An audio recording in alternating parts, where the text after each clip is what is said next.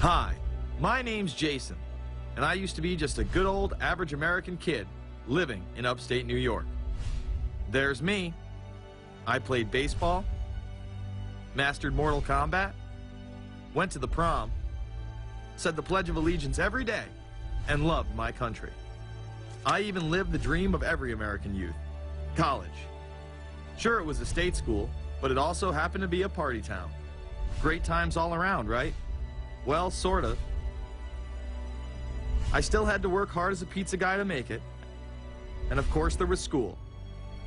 I had to figure out the computer graphics programs I was working with, as well as attend classes I didn't care about.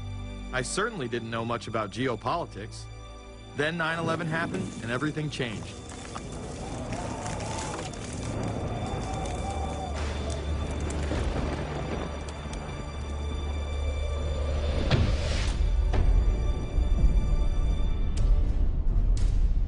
I was pissed.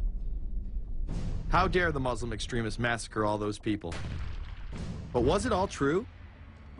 Prior to the invasion of Iraq, something didn't seem right. I then did a startling thing. I actually took a look at what happened that terrible September day. What I found horrified and angered me to such an extent that I took action. We were lied to, and lied to big time. Before I knew it, I went from a normal college student to the political guy at the party to one of the guys that brought you the first internet blockbuster, Loose Change. The film would not only change my life, but countless others as well. So if you've ever seen Loose Change, the documentary about September 11th, conspiracy theorist documentary, it is riveting. Oh, like, yeah. you watch it, and by the end, not even the end, 10 minutes in, you're like... You got your car packed, your head... You're just like, oh my God, it's all true. So every place, there's questions coming from this documentary. And you don't have to believe everything in the documentary to still have questions come up. And you look back and you remember what you saw and what you were told, and now you have questions. We got the boogeyman out there. Wow. See, for many years it was communism, then it was the war on drugs, now it's the war on terror. All through our life, we've had to have a boogeyman.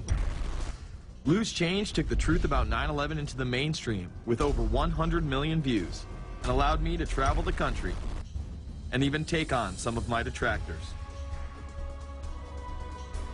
The answer is no, they cannot.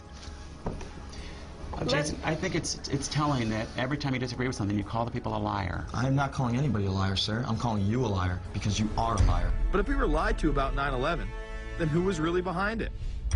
A lot of people on the web were pointing towards the New World Order, but that was impossible. I mean, the Hulkster couldn't be involved, could he? Is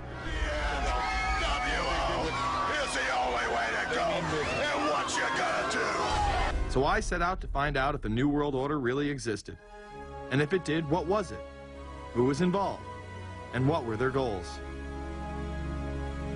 The very word secrecy is repugnant in a free and open society. And we are, as a people, inherently and historically opposed to secret societies, to secret oaths, and to secret proceedings. For we are opposed around the world by a monolithic and ruthless conspiracy. It is a system which has conscripted vast human and material resources into the building of a tightly knit, highly efficient machine. Its preparations are concealed, not published. Its mistakes are buried, not headlined. Its dissenters are silenced, not praised. No expenditure is questioned, no rumor is printed, no secret is revealed. Some cringe when they hear the term New World Order, despite all of these prominent people using it.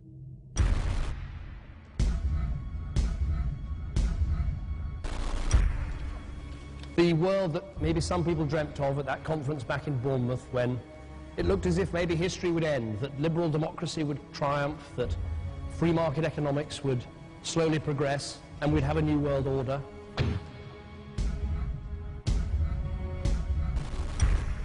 And together they helped to create, were the principal leaders in creating, a new world order and a winning strategy in the Cold War.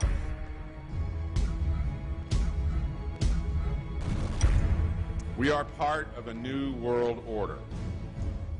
And as the recently departed Admiral William J. Crowe once said, it's long on new and it's short on order.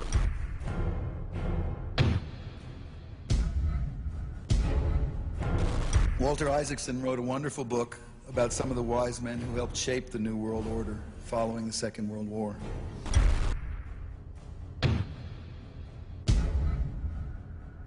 As we devise a way forward in Iraq, I urge the international community to embrace its responsibility for creating that new world order. A new world order based upon collective action.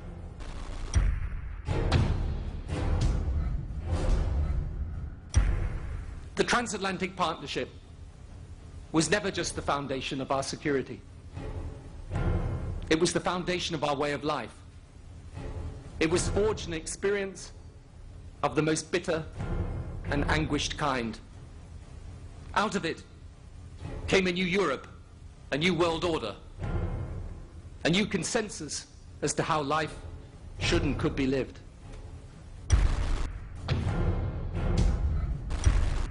And just like that, it was gone. It was a new world order. That's what President George H. Bush said. Harvard historian Francis Fukuyama pronounced the end of history. In fact, when it is used, that person is often dismissed out of hand because of the perception that it is nothing more than a conspiracy theory. Actually, the idea of global governance and a one world order has been around for centuries, and the term New World Order has been used frequently in recent history. The New World Order means different things to different people, but to those who expect to be in control of it, it means the same thing. It means all the world under their control. They believe that somebody must rule. After all, people are too darn dumb to know how to rule themselves. They figured that that's their role. The first in-depth publication of note was Samuel Zane Batten's work, The New World Order, which was published in 1919. Under the cloak of Christianity, this order speaks of a new world rising and advocates social control over all people and all resources. It promotes a world federation with a world parliament, an international court, and a global police force. Some of its goals are as follows. Community. The danger and loss in crime and degeneracy. The determination to make community life safe, sanitary, wholesome, and moral. Industrial. The disappearance of class distinctions and the solidarity of all interests in the economic process. National.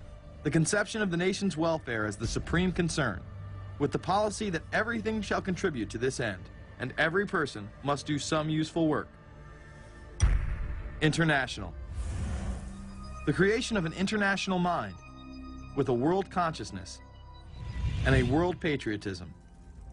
The destruction of every arbitrary power that can separately and of its single choice disturb the peace of the world. Well, government is good, right? It put an end to war. Well, it could put an end to war because you just only have one dictator. I think Adolf Hitler had that in mind. He wanted a world government too, with himself as the master leader. Many have regarded Hitler as the apex of evil, a true heart of darkness. But how many people know that Hitler had his own vision of a new world order? Hitler had been promoted by the establishment. He graced the cover of Time magazine many times and was their Man of the Year twice. His vision was simple: unify Europe and then the world. The only real difference was that his order was racially motivated, instead of being based solely on religion. He even wrote a lesser-known follow-up to Mein Kampf in 1928 that many have dubbed My Order, or New World Order. President Roosevelt would condemn this order prior to World War II. Nazi forces openly seek to establish systems of government based on the regimentation of all human beings by a handful of individual rulers who seize power by force. Yes, these men and their hypnotized followers call this a new order. It is not new, and it is not order. The idea of globalization was so prominent in Nazi ideology that the 1936 Berlin Games would be the first time that the Olympic rings would be displayed prominently and promoted in order to glorify the Third Reich. This symbol represents the 5 major regions of the world: Africa, America, Asia, Europe, and Oceania, interlocking and coming together as one. This one world philosophy still defines the Olympic Games today. Australia, hello and welcome. One world, one dream. Hitler's methods of youth corps, concentration camps, eugenics, and military aggression were so visible to the rest of the world, he eventually failed. However, his vision of a new world order lived on. Author H.G. Wells, the man behind The Time Machine and War of the Worlds, would write about a planned world state in which there must be a common faith and law for mankind. In 1939, he would publish a full book on the matter called The New World Order. Wells again has a similar vision, stating that national individualism has to go and that sovereign states must end. He then goes on to write, in the great struggle to evoke westernized world socialism, contemporary governments may vanish. Perhaps his most chilling prediction is that countless people will hate the New World Order, be rendered unhappy by frustration and their passions and ambitions through its advent, and will die protesting against it. Many of them quite gallant and graceful-looking people. Collectivism is that concept where individuals are considered to be discardable, and that the group is more important, and that the ultimate group, of course, is the state. And so it boils down eventually to the fact that the state is the all-important unit of society, and citizens exist only to serve the state. Other men of prominence would also promote a New World Order during the 1960s, including industrialist and former New York Governor Nelson Rockefeller. These are some of the reasons pressing us to lead vigorously towards the true building of a New World Order. Rockefeller would also become vice president under Gerald Ford. Religious leader Pope Paul VI, delegates to international organizations, public officials, gentlemen of the press, teachers and educators, all of you must realize that you have your part to play in the construction of a new world order. As well as former President Richard Nixon. And the hope that each of us has to build a new world order. However, Nixon was largely a mouthpiece for his most dominant advisor, Secretary of State Henry Kissinger. Kissinger may be the most vocal proponent for a new world order of his era. He has called for it time and time again, in policy papers, meetings, and interviews. Time magazine recognized both Nixon and Kissinger as Men of the Year after announcing their New World Order in China. However, they were working on it long before. In these once classified documents, they both discussed the New Order with the President of Indonesia. Mainstream media was even critical of Kissinger's vision in the early 70s. In ragged, spasmodic fashion, a new world order is coming into being, but it looks less and less like the world order that Mr. Kissinger had constructed in his own mind. Kissinger's New World Order would fall under the radar for some time. However, it saw a vast revival during the first Bush administration. Here is Brent Scowcroft, former vice chairman of Kissinger Associates and former national security advisor under both Ford and Bush Sr., as he discusses the New World Order. Looking at the subtitle this morning, Are We Ready for the New World Order? Gives me something of the shudders. That phrase, New World Order, I'm afraid I'm partly responsible for resurrecting. To me, what that symbolized was perhaps a fundamental change in the character of our response to national security issues. Here, Charlie Rose asked Scowcroft, Kissinger, and former National Security Advisor Zbigniew Brzezinski if we are living in a new world order. Where are we as we think about this time in American foreign policy? Are we at a special moment which is being redefined? Or are we creating a new world order? We're at a moment when the international system is in a period of change like we haven't seen for several hundred years. In some parts of the world, the nation state on which the existing international system was based is either giving up its traditional aspects, like in Europe, or as in the Middle East. George H.W. Bush would campaign for a new world order like no other president before him. He would openly discuss it during his State of the Union address. What is at stake is more than one small country. It is a big idea, a new world order, where diverse nations are drawn together in common cause to achieve the universal aspirations of mankind. Again, a unified Europe was a major goal in creating this order. With few exceptions, the world now stands as one. A year and a half ago, in Germany, I said that our goal was a Europe whole and free.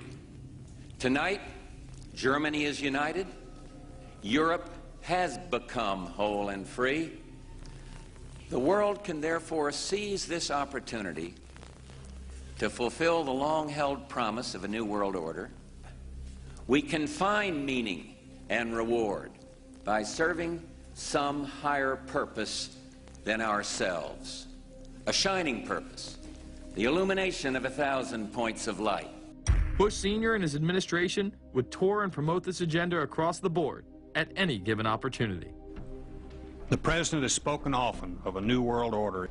And we have an unprecedented opportunity to build a new era of peace and prosperity here and abroad, to build a new world order. It's my understanding, I think, that the President, and I don't know the context of how it came up in his speech last night in New York, said that China must be a part of the new world order.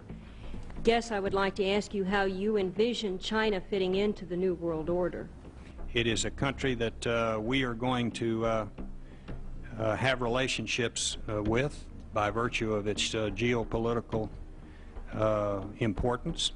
American officials say breaking down regional and national barriers to the flow of goods and services would represent a spectacular benefit to economies around the world. We are building a new world order. Bush would actually make a commencement address at Maxwell Air Force Base declaring the birth of this order.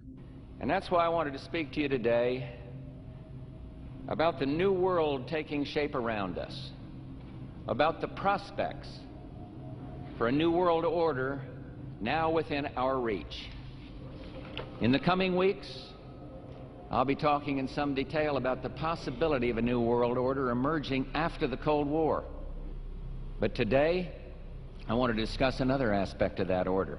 You see, as the Cold War drew to an end, we saw the possibilities of a new order in which nations work together. It refers to new ways of working with other nations to deter aggression and to achieve stability. As old threats recede, new threats emerge. The quest for the new world order is in part a challenge to keep the dangers of disorder at bay.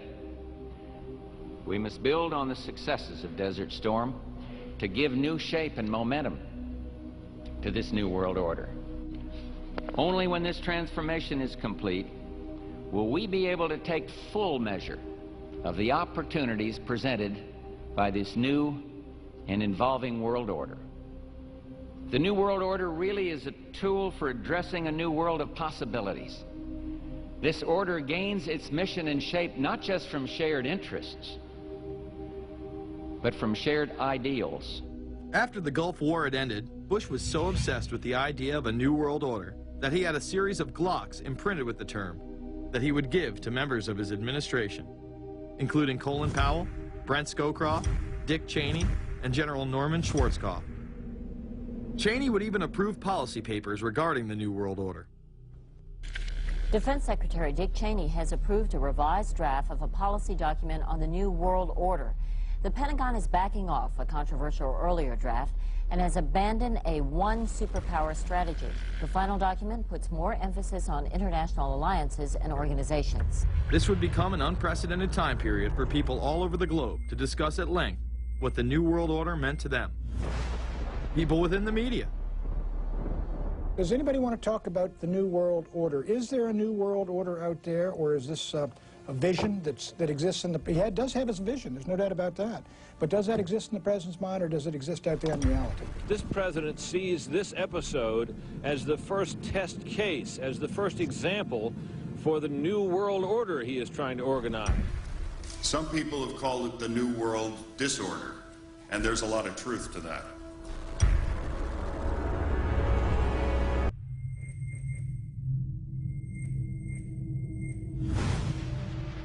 University and institutional chairs. I mean, we're talking a New World Order at Georgetown.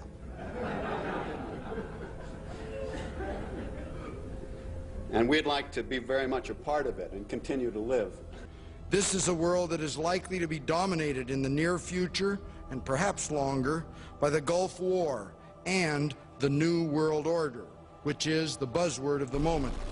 So the secret of a New World Order, and at this point it's just a slogan, but it does have some historical background in terms that orders have succeeded each other over time.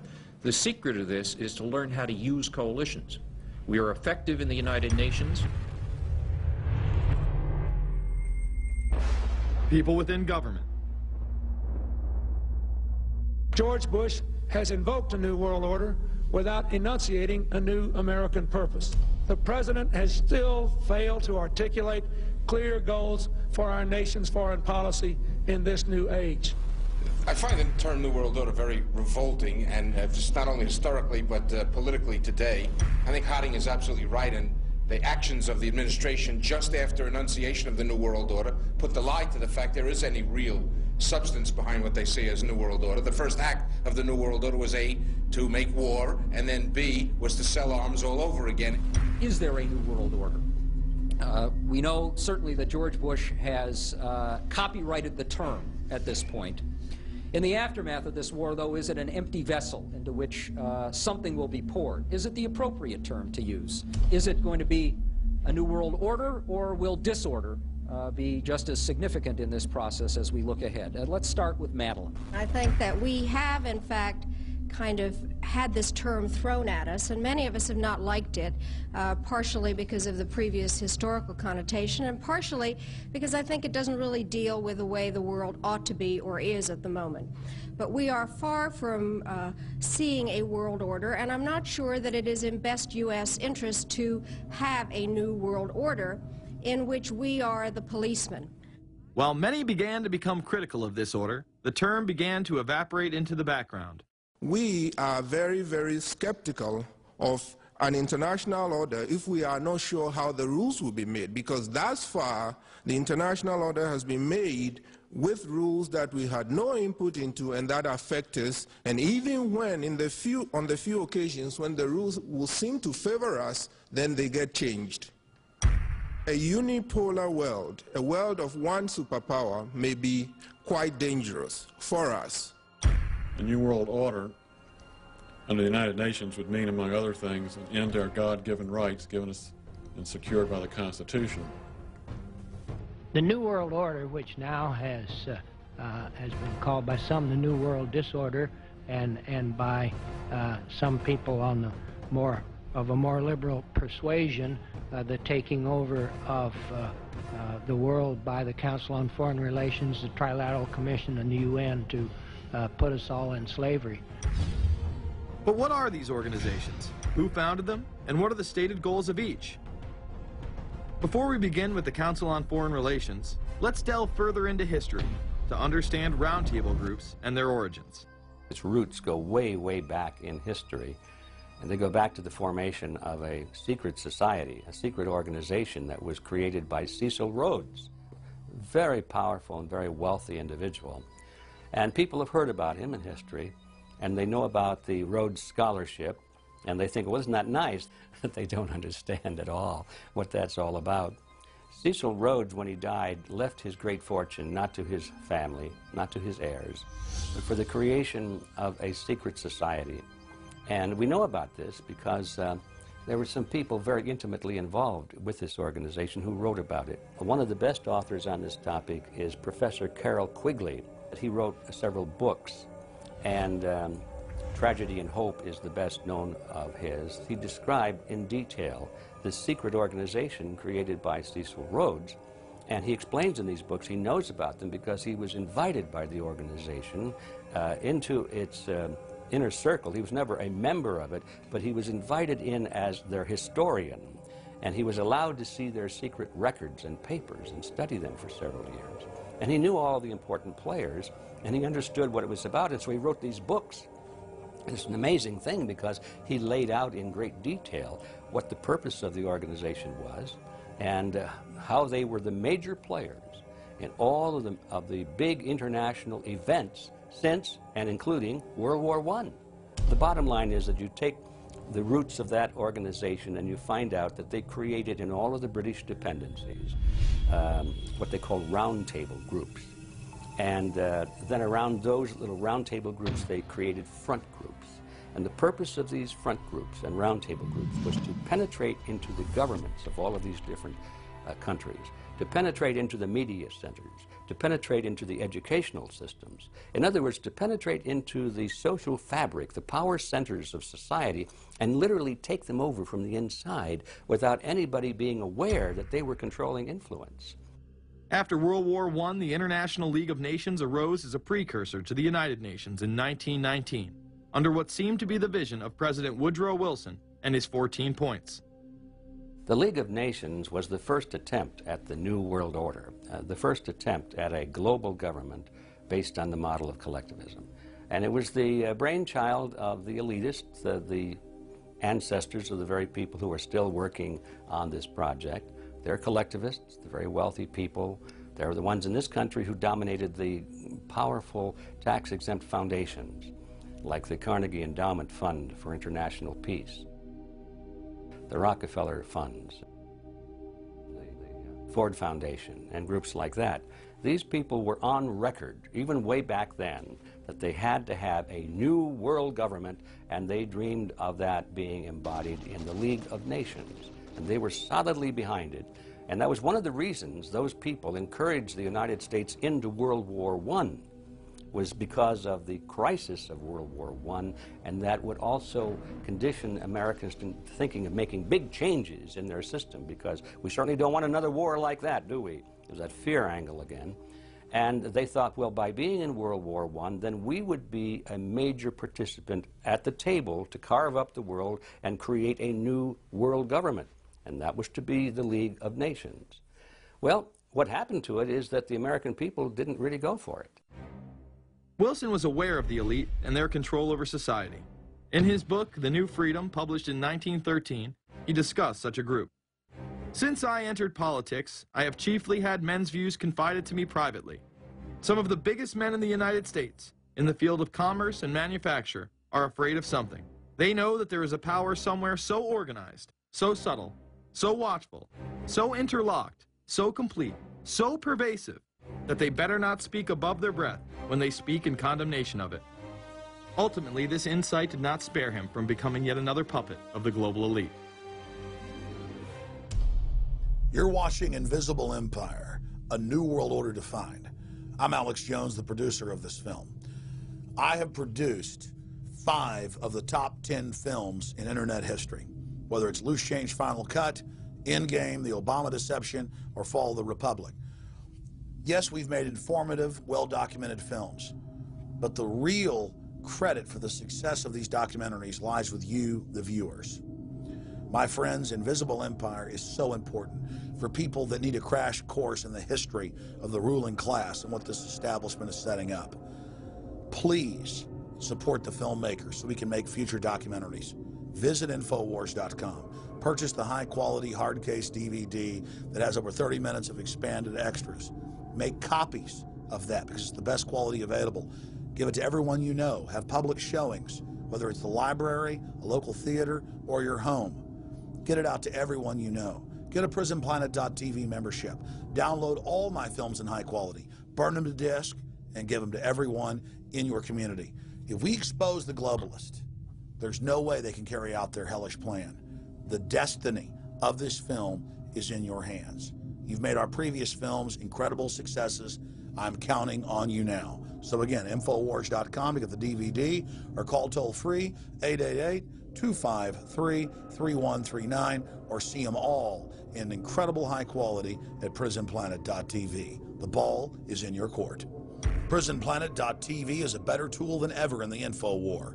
Over 6 years of my radio and TV shows, all my films in super high quality, my book, Paul Watson's book, all there, 15 cents a day. Your support of PrisonPlanet.tv empowers the resistance to unlock minds worldwide. In all of the British dependencies, these organizations, the front groups, were called the Royal Institute for International Affairs. In the United States, they chose a different name.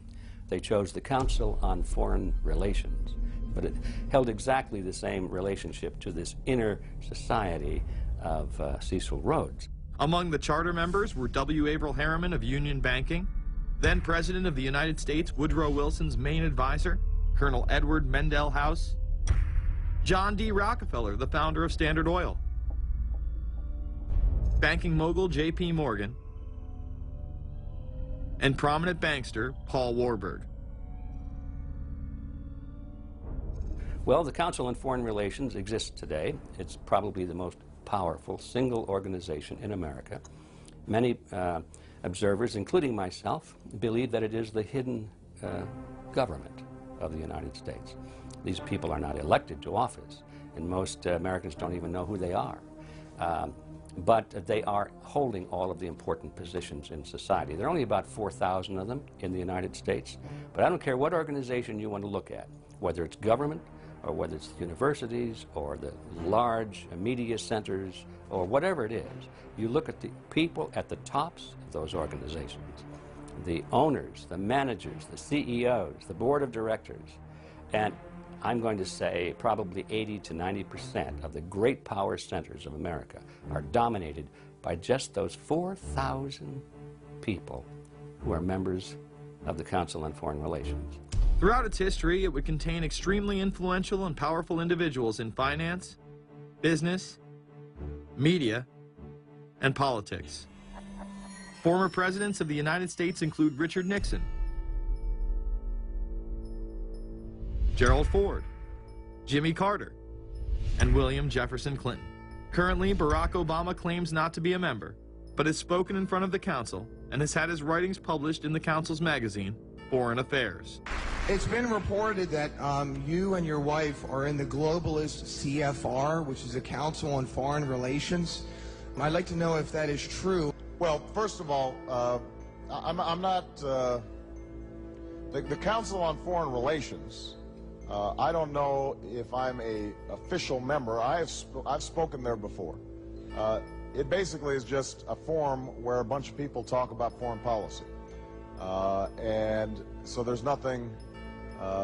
There's no official membership. I don't have a card or, you know, a special handshake or anything like that. Now, why is that important?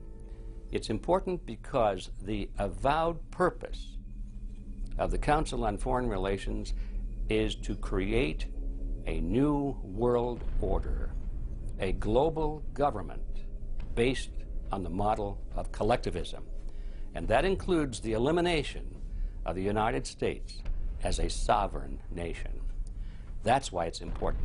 The people running this country are determined to destroy it. The Council was heavily criticized during the 1980s for being an organization hell-bent on destroying national sovereignty in favor of a world government. So many of its members hid their association with the organization. Dick Cheney had this to say in response to a question by David Rockefeller, who became the CFR's youngest director in 1949 and was chairman of the board from 1970 to 1985. He remains an honorary chairman to this day. It's good to be back at the Council on Foreign Relations. As Pete mentioned, I've been a member for a long time and was actually a director for some period of time. I never mentioned that when I was campaigning for re-election back home in Wyoming. Now, you are the president of the Council on Foreign Relations, all right? Yes, sir. You guys toy with countries of the world like toys, don't you? You're like the Illuminati, you're the Masons, you control everything, don't you? That's the rap on you guys. What's so interesting now, though, is who's on the chessboard. It's the toys, if you will, are a lot more than states. Notice that Mr. Haas does not deny that the CFR has massive control over the geopolitical arena, and instead tries to focus on the separate entities outside of nation-states. Current Secretary of State Hillary Clinton also reveals the importance of the CFR here. But it's good to have an outpost of the council right here down the street from the State Department. We get a lot of advice from the council, so this will mean I won't have as far to go to be told what we should be doing and how we should think about the future. You have these private groups that are run and created by the elite, by the ultra-rich, wealthy families that have been manipulating global markets from behind the scenes for generations.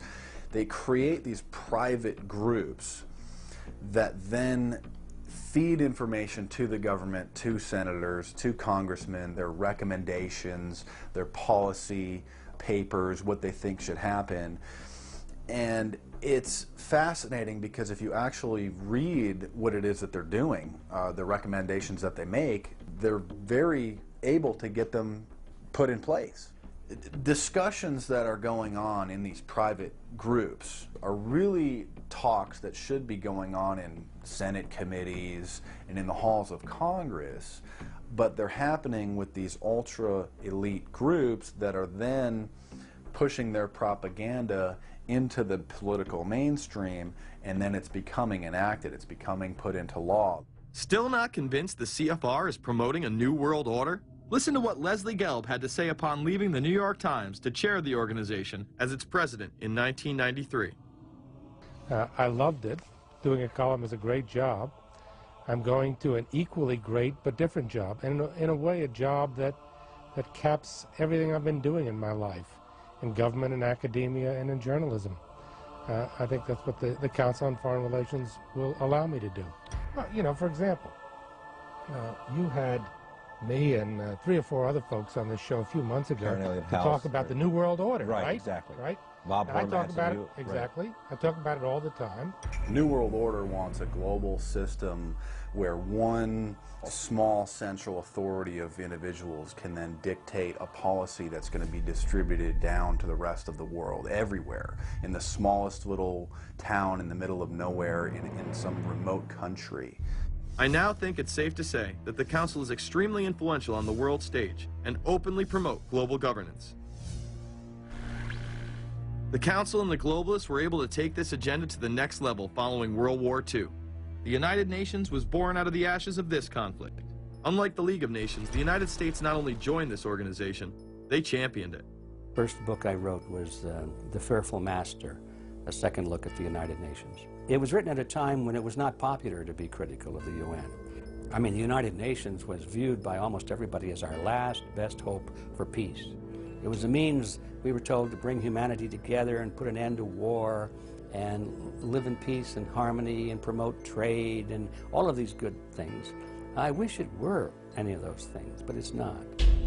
The original charter for the United Nations was drafted in San Francisco in 1945, and the United States became a permanent member of the Security Council, along with France, the United Kingdom, the Soviet Union, and the Republic of China. The process by which other nations' belief systems could be used to erode and eviscerate our Constitution and Bill of Rights had taken a giant leap forward. The United Nations is one of the most well-known sort of globalization attempts. Its primary goal is to streamline all the governments of the world, to create a global council and to unify all the rules and all the regulations for the world. So it's essentially the precursor and an engine of this new world order. The United Nations is made up of all of the countries of the world, most of which are dictatorships of one kind or another. And you don't take a bunch of dictatorships and put them into a bag and shake it up and come out with a freedom-loving governmental unit. You come out with a global dictatorship. This was the public face of global governance. However, many other organizations have been birthed since. Even more suspect is a private group called the Trilateral Commission. David Rockefeller and Henry Kissinger are among its some 300 influential members. The Trilateral Commission, rich and powerful business and political leaders from Japan, Europe, and North America. The New York-based policy group was formed in 1973 by Chase Manhattan Bank Chairman David Rockefeller. In addition to Rockefeller, there are many other noted American members. Among them, economist Alan Greenspan, former Defense Secretary Harold Brown. George Bush was once a member, but resigned last year before his unsuccessful presidential campaign. Back then, it wasn't politically wise to be aligned with what his party's right wing considered a shadow world government. The United Nations would take over America. The Trilateral Commission would control the world. Just look at its membership, they say. Current and former members include Presidents Clinton, Bush, and Carter. Names like Brzezinski, Christopher, Kissinger, and Schultz. And top executives of ITT, Xerox, Exxon, and Nations Bank. Although this group with only 300 members seems to be at the apex of the power structure, there is yet another group formed in 1954 that is even smaller in number and has a greater influence on world events. Meet the Bilderberg Group. This elite group meet annually around the globe. There is a core group of members who have attended every year for decades, such as David Rockefeller, Henry Kissinger, and Queen Beatrix of the Netherlands. These members invite others who are politically and socially relevant at the time. Each year, around 140 people are in attendance. Real quick, I asked Hillary this question. In June of 2004, you attended a meeting in Italy called the Bilderberg Group. I just want to know what you were doing out there, what that was all about. And she lied to me and told me she didn't go. I figured you might tell me the truth. All I did was go. They had a Republican and a Democrat. Republican I gave like a 20-minute talk on the presidential election. You didn't have anything to do with being John Kerry's running mate? Did they talk about that at all? No, because I wasn't his running mate. Okay. I happened to be in Europe then on my way to Russia. I was invited to go to Bilderberg by Vernon Jordan, a friend of mine and a genuine hero of the civil rights movement. And to the best of my knowledge, NAFTA was not discussed by anybody in my presence. Documents released by the group in 2001 reveal that in September of 1955, the group met in Germany and covertly outlined the idea of a European Union.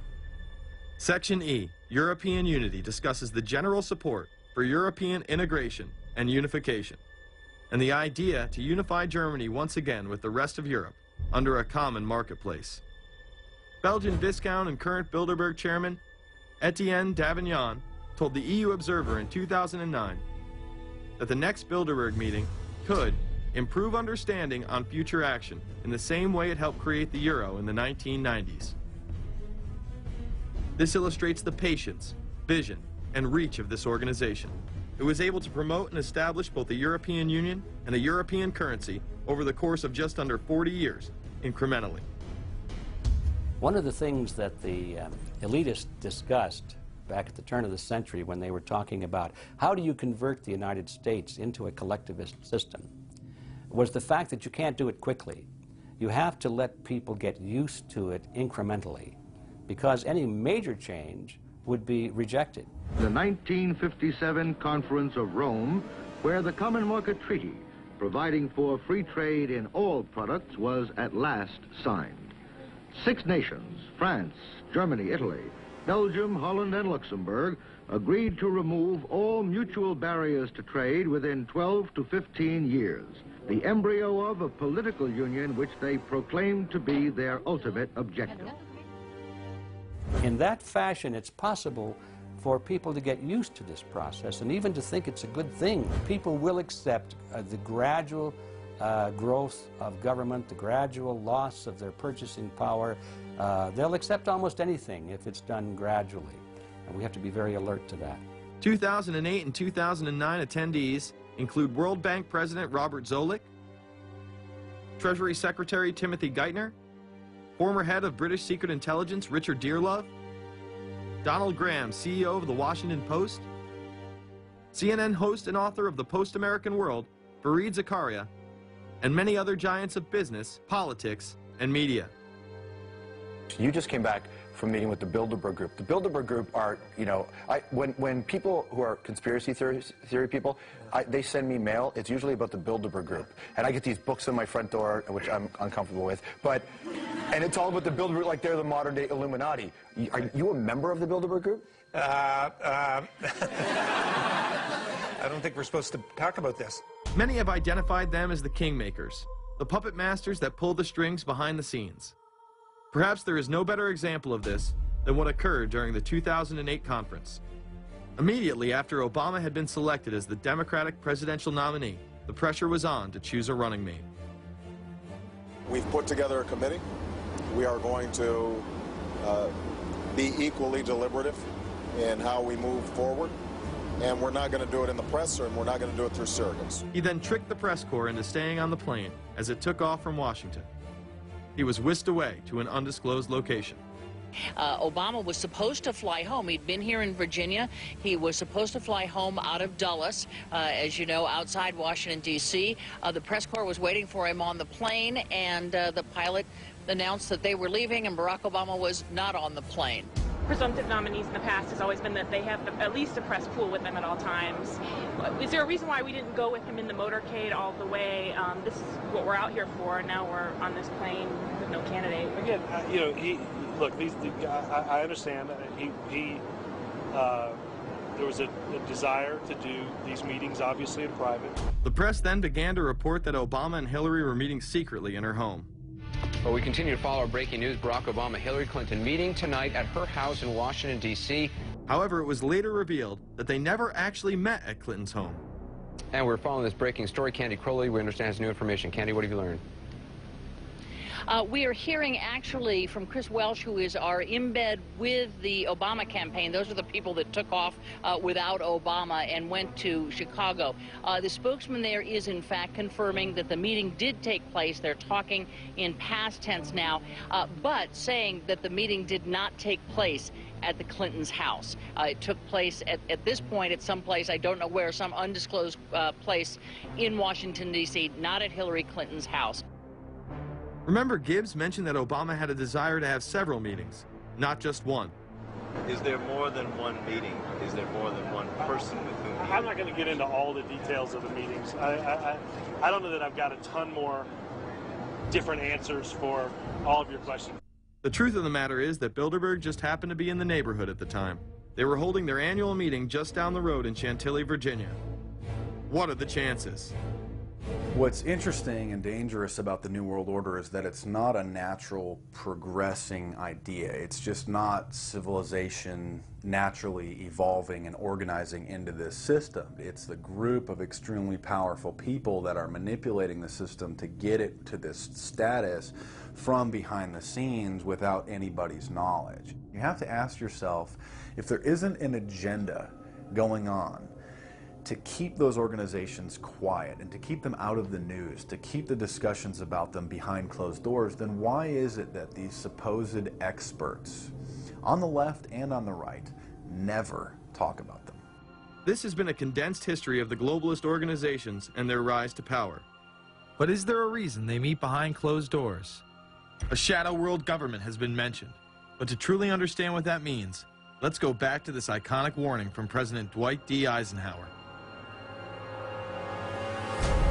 Progress toward these noble goals is persistently threatened by the conflict now engulfing the world. It commands our whole attention, absorbs our very beings. We face a hostile ideology, global in scope, atheistic in character, ruthless in purpose, and insidious in method. Unhappily, the danger it poses promises to be of indefinite duration. The need to maintain balance in and among national programs. Balance between the private and the public economy. Balance between the cost and hoped for advantages. Balance between the clearly necessary and the comfortably desirable. We have been compelled to create a permanent armaments industry of vast proportions.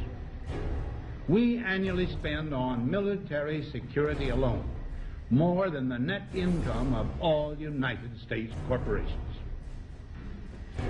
The total influence, economic, political, even spiritual, is felt in every city, every state house, every office of the federal government. Yet we must not fail to comprehend its grave implications. Our toil, resources, and livelihood are all involved. So is the very structure of our society. In the councils of government, we must guard against the acquisition of unwarranted influence, whether sought or unsought, by the military-industrial complex. The potential for the disastrous rise of misplaced power exists and will persist.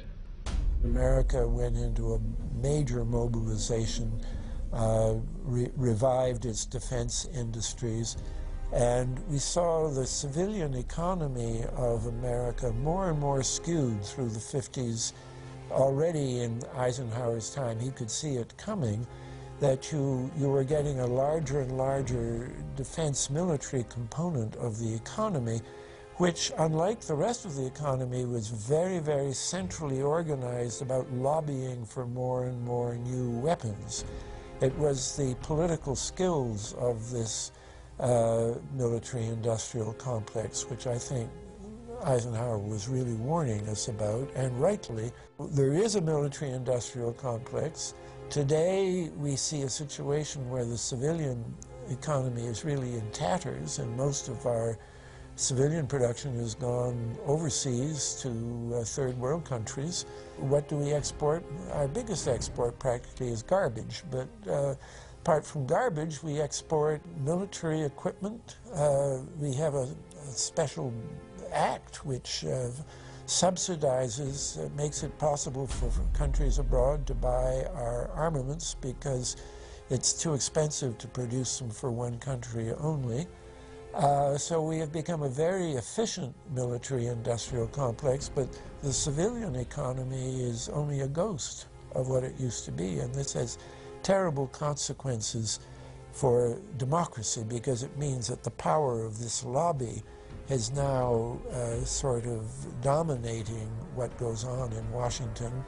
Through multinational corporations, global intelligence networks, out-of-control banksters, all under the veil of national security and black operations, the global elite have consolidated power on a massive scale over the last several decades.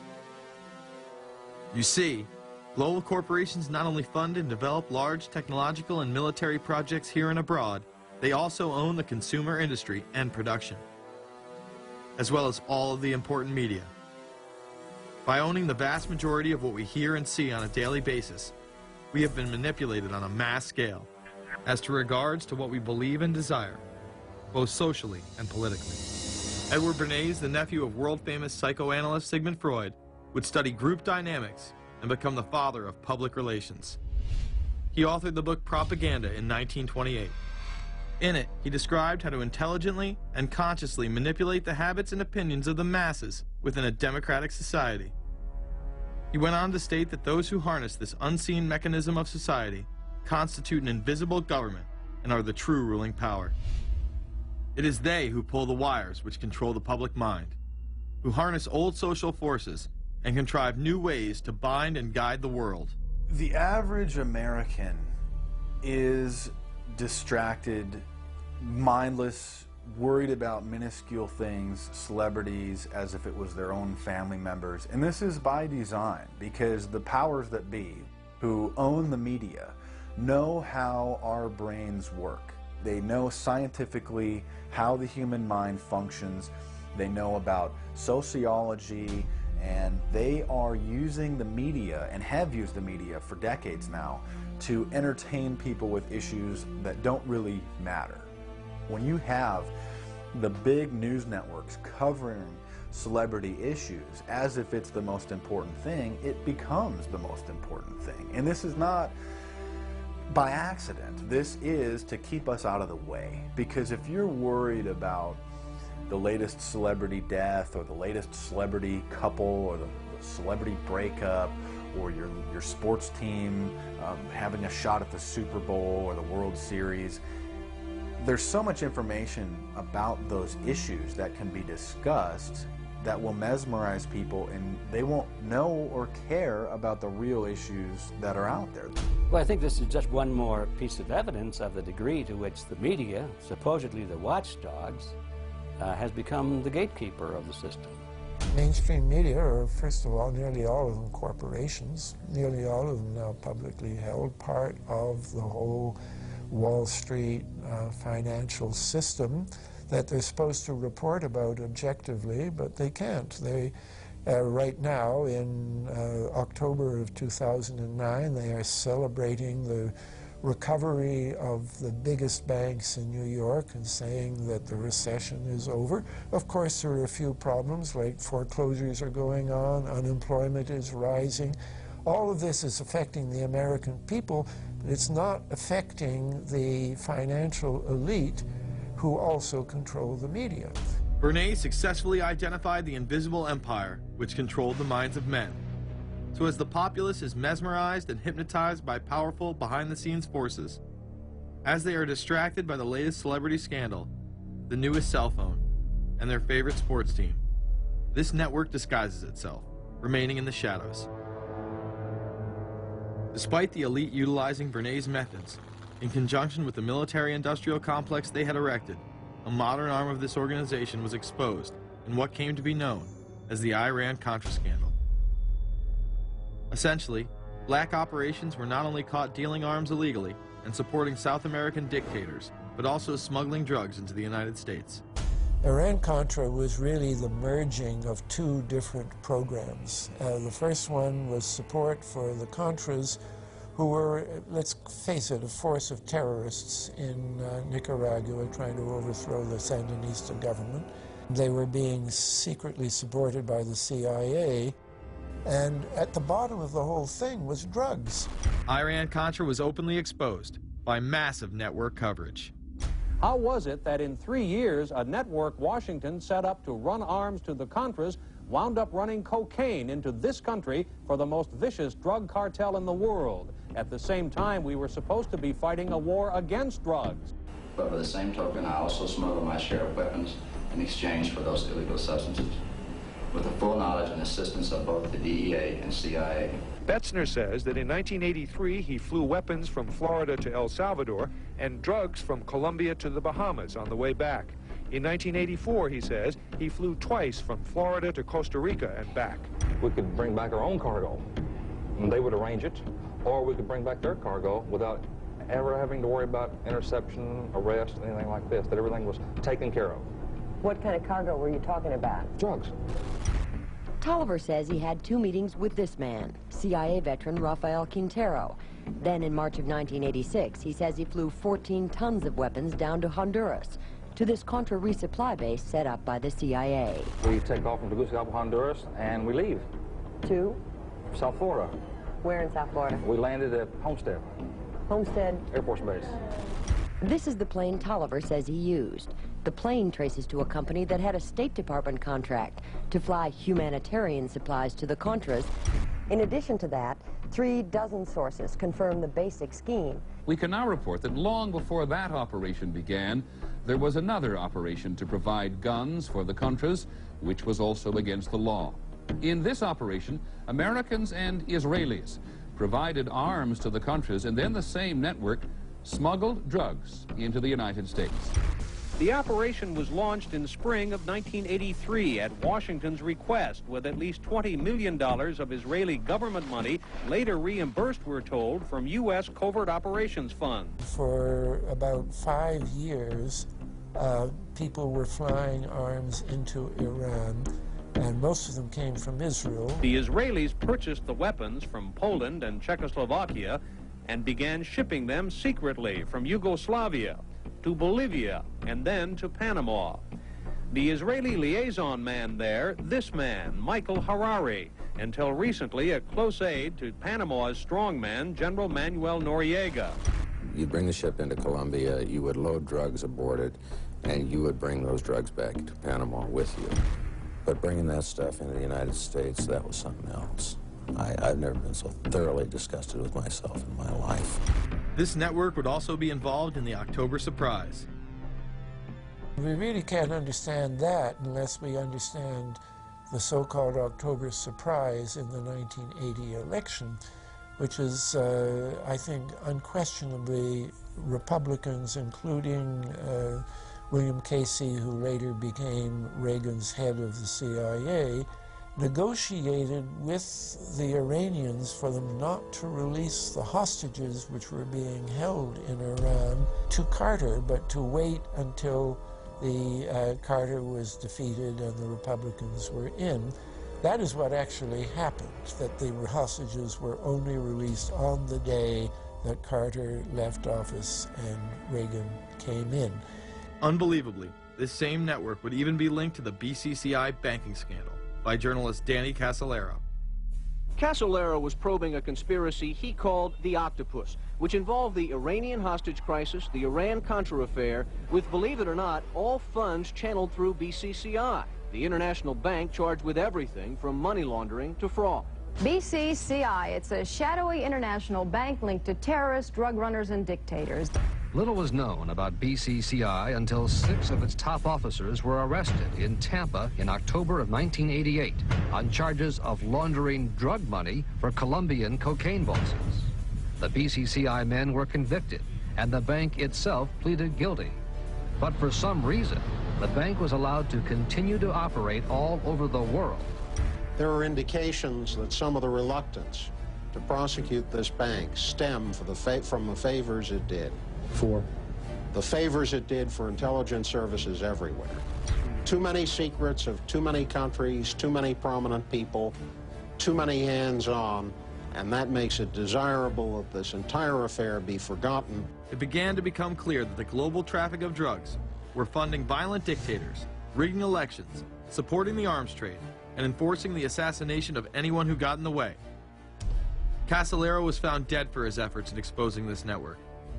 His death, of course, ruled a suicide. He was meeting a source in West Virginia. He was about to discover all.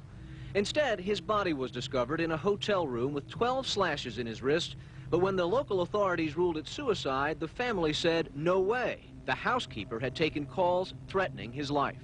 And I pick it up telephone, I say hello, and he say to me, you son of a bitch, you's dead. Casolaro would not be the only person involved in the scandal to wind up in a casket. Meet Barry Seal. At first, the media portrayed Seal as a drug dealer gone good, who was assassinated by the Colombian mafia. Authorities believe last night's machine gun killing of top drug informant Barry Seal was ordered by drug bosses in Medellin, Colombia, who sent 5 men to Baton Rouge to kill Seal. Sam Dalton was the lawyer that represented the Colombian hitmen convicted of his assassination.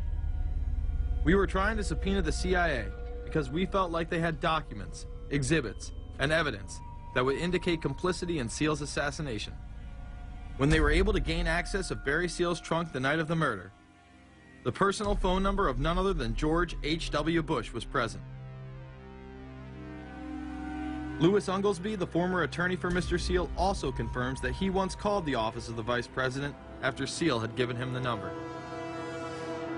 You see, the Black Ops drug smuggling operation had not yet been exposed, and intelligence couldn't take any chances. It was later revealed that Seal was involved in smuggling cocaine into Mena, Arkansas, while Bill Clinton sat as governor. 1983, Ronald Reagan was president, Bill Clinton was governor.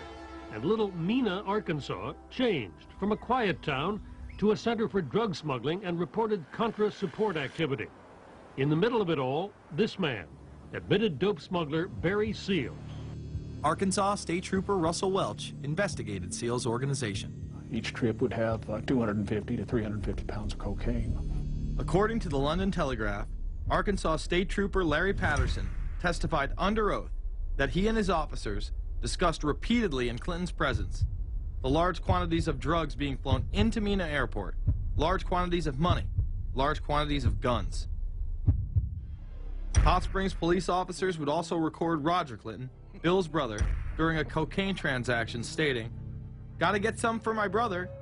He's got a nose like a vacuum cleaner." There was also a large amount of money laundering going on in Mena.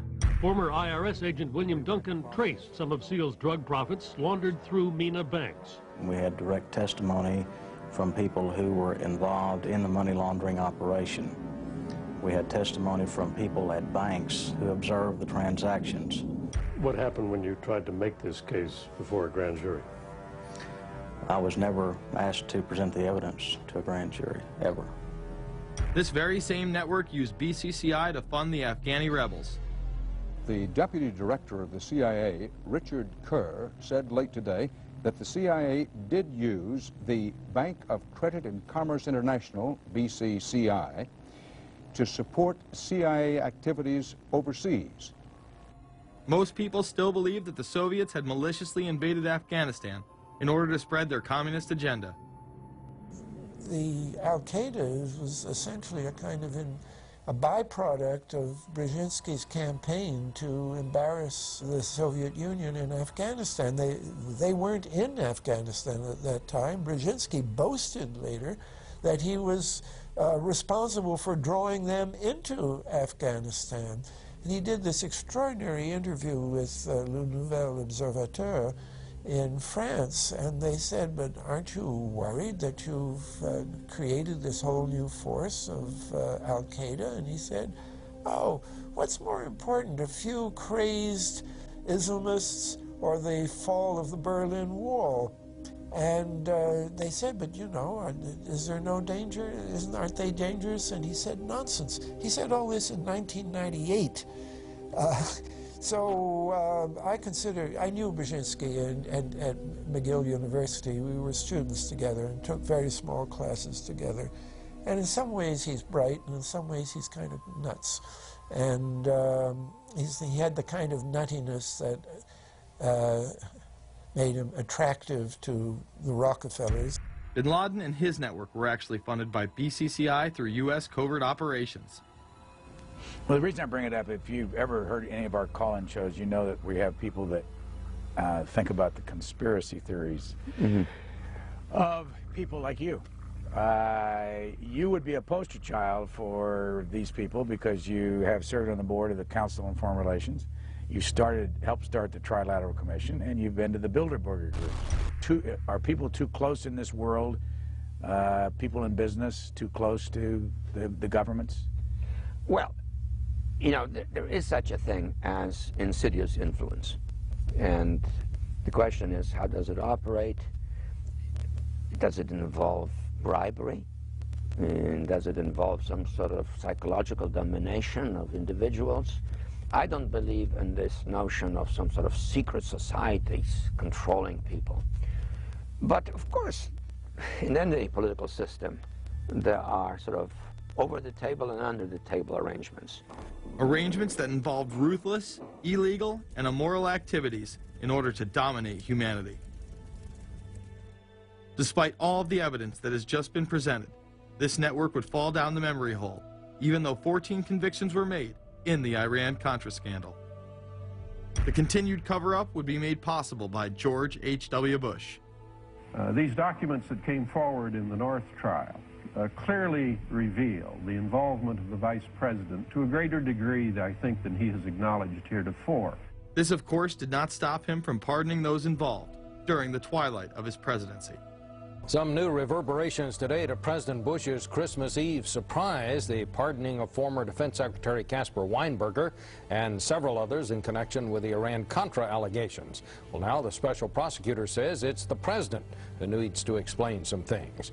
The real issue is why the notes weren't produced 5 years ago when the congressional investigation and the independent counsel's investigation had requested them. Because high-level political officials scrambled to limit the investigation and establish plausible deniability for the upper echelons of the network, including Bush himself. So who is this guy, and how did he come to power? To understand that, we must first take a look at his father, Prescott. Prescott was born into privilege and became extremely influential in business, intelligence, and politics. He helped establish the CIA out of the Army's Office of Strategic Services with the Dulles brothers, and served as a senator in the state of Connecticut. However, during his time serving as one of the directors of Union Banking Corporation, he was doing business with Nazis. The Bushes have been sort of at the heart of the military-industrial complex since its very beginning, and that Prescott was involved in a firm that actually fronted for Nazi firms in America. In fact, Union Banking and its subsidiaries were seized by the United States government in October of 1942 under the Trading with the Enemy Act. After the war, the assets were returned, a few fines were paid, and it was swept under the rug of forgotten history. These Nazi ties should not be all that shocking, seeing as it has been declassified that the Office of Strategic Services recruited Nazis into its ranks through Project Paperclip in August of 1945. George Bush seemed to follow in his father's footsteps, using Prescott's business connections to move to Texas and get into the oil industry. He would first attain political office as a Texas congressman in 1966, but then lose his bid as a Texas senator in 1970. It was at this time that Nixon appointed Bush as an ambassador to the United Nations. According to official accounts, Bush then began work with the CIA as its director in 1976. Evidence suggests that Mr. Bush and the CIA actually had a much longer-standing relationship. There are indications that he had relations to the CIA before. There's a very strange memo, and the name's George Bush. And when this was published, there was a lot of fuzzing of the issues, but given George H.W. Bush's strong connections with the Cuban community, I think there is a good chance that it was the George Bush we know, so that he did have a CIA connection. Bush left the CIA just under a year after his appointment. He is credited with restoring the agency's morale, as its image was being shattered by the Church Committee's revelations of the CIA's unauthorized activities involving assassinations and corruption. In reality, Bush was responsible for denying the Church Committee many of the documents it requested and making it impossible for them to do a thorough investigation. After his time as CIA director, he devoted himself to becoming the next president of the United States. Many people within his own party did not like his globalist ties. Along the campaign trail, Bush continually had to explain his association with the group. You know J.R. Ewing in the show Dallas? J.R. is a member of the Trilateral Commission, I think. It's got to be because it's so bad. Let me tell you something. I used to be a member of it. I resigned, as I did from every business thing I was in, to concentrate on one thing, running for President of the United States. Ronald Reagan initially had no interest in having Bush as his running mate. Even then presidential candidate Ronald Reagan had questions. I would suggest that maybe Mr. Bush would clear the air if he'd tell us why he resigned. Reagan's backers then forced him to choose their intelligence frontman, George H.W. Bush, as his vice president. But in spite of last year's campaign rhetoric, all seems to be back to normal between George Bush and his old colleagues. And President Reagan, who is relying on many of these powerful business leaders to make his economic package work, will host commission representatives at the White House Monday. After Reagan's election, there was an attempt on his life, just 69 days into office. Astoundingly, Bush would again be connected. So just who is John Hinckley, Jr.? When he left this neighborhood 8 years ago, he was, by all accounts, well-liked and seemingly normal. This donut shop near the motel was visited by Hinckley, who reportedly waited for a phone call here each day, even though he had a phone in his motel room. The nature of the calls is not known. A touch of irony. The young man walking with the elder Hinckley is 30-year-old Scott Hinckley, John Jr.'s brother. He and Vice President Bush's son, Neil, are friends. They had planned to have dinner together in Denver tonight. The plans have been canceled. We were told Hinckley was a madman acting alone. If that was the case, why was he making phone calls from a payphone down the road instead of his hotel room? Why was the would-be assassin's brother a family friend of the man who stood to gain the presidency? While Reagan led the nation in the public eye, Bush exploited his power through the largely unknown Continuity of Government Directive. In the United States federal government, there is a super-secret agency which controls this shadow government. The National Program Office allowed Bush and his network to attain executive emergency powers. Ronald Reagan authorized the National Program Office when he signed a top-secret directive in 1982. Oliver North was one of the key officers responsible for the program's startup. Under the NPO's direction, 4 agencies were charged with execution of the Doomsday Plan: the CIA, the Departments of State and Defense, and the Federal Emergency Management Agency. An effort was being made to consolidate continuity of government programs across several major departments of the government under one office. After 8 years of secret wars, covertly sponsored revolution and assassination had advanced globalist interests and allowed Bush to achieve his lifelong dream by becoming the 43rd president of the United States. The fall of the Soviet Union left the United States as the sole superpower in the world. The Wolfowitz Doctrine stated, "We must maintain the mechanism for deterring potential competitors from even aspiring to a larger regional or global role." The New World Order was on display with the first Gulf War and the creation of a European Union. After losing to his crony Bill Clinton, he faded into the background as the agenda for a New World Order marched forward. After 1989, President Bush said, and it's a phrase that I often use myself, that we needed a New World Order. We have just exposed many of the globalist operations, including drug dealing, funding terror, dealing arms, and taking over the United States government by stealth. Whenever these agendas were threatened, those who opposed them ended up dead.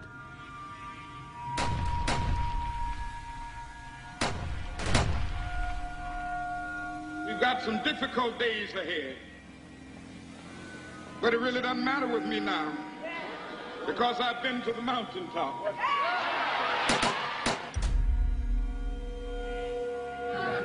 My thanks to all of you, and now it's on to Chicago, and let's win there. Thank you very much. Gave a paper about all three of the big assassinations in the 60s, which was John F. Kennedy, Bobby Kennedy, and Martin Luther King. And there are certain common denominators. I call these events deep events. We've become accustomed to the idea that every now and then something is going to happen, and we just know from the beginning we're not going to get to the bottom of it. And the more they happen, the more reconciled we've become to this state of affairs. In 1978, the House Select Committee on Assassinations could not ignore there was a conspiracy in regards to the assassination of John F. Kennedy and Martin Luther King Jr. Good evening.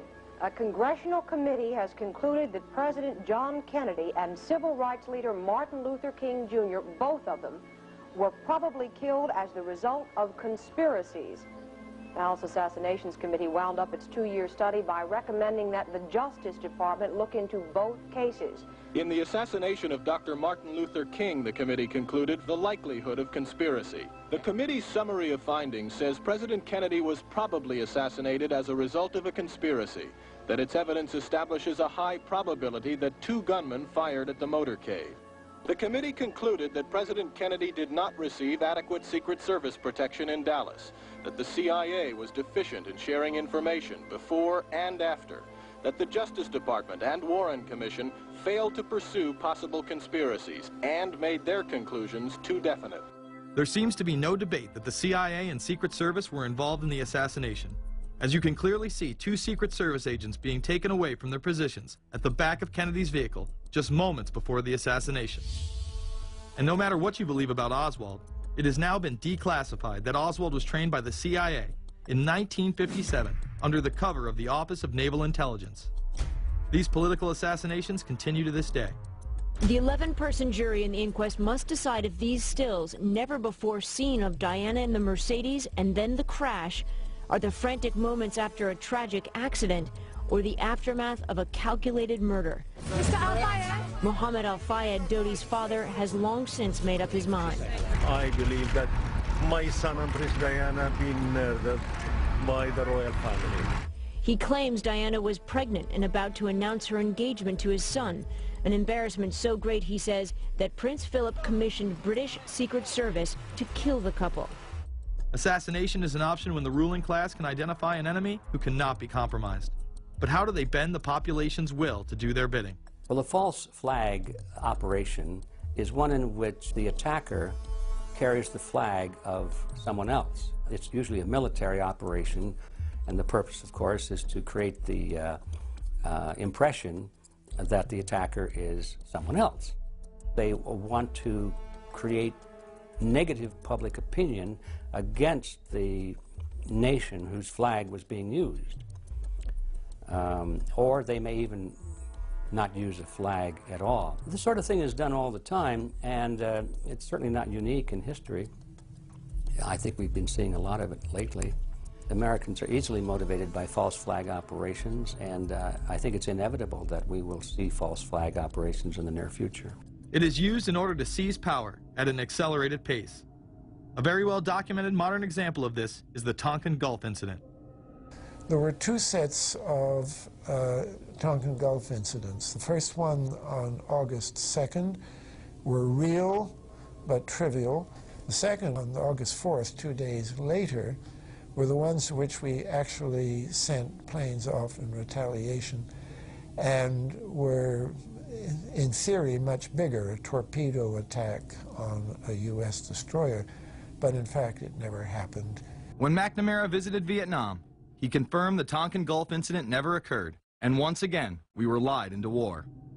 To this day, I don't know what happened on August 2nd and August 4th, 1964 in the Tonkin Gulf. The general provided the answer, saying his Navy attacked the Maddox on August 2nd. But on the 4th, nothing happened. There was absolutely nothing, he said. We know for a fact now that NSA and CIA both falsified their reports up to Johnson on that day to make it look as if there had been an attack.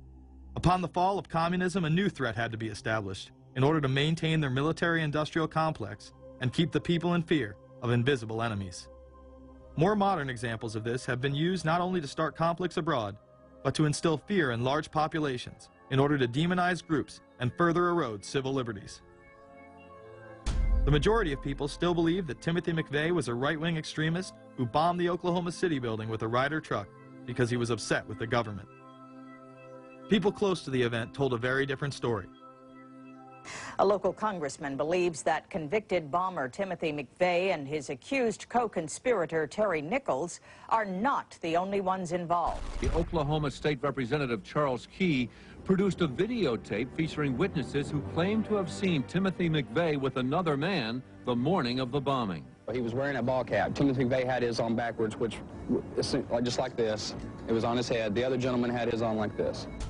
In fact, the FBI had actively pursued John Doe No. 2 in its initial investigation, then denied his existence altogether. There were also multiple reports that explosives were found inside the Murrah building.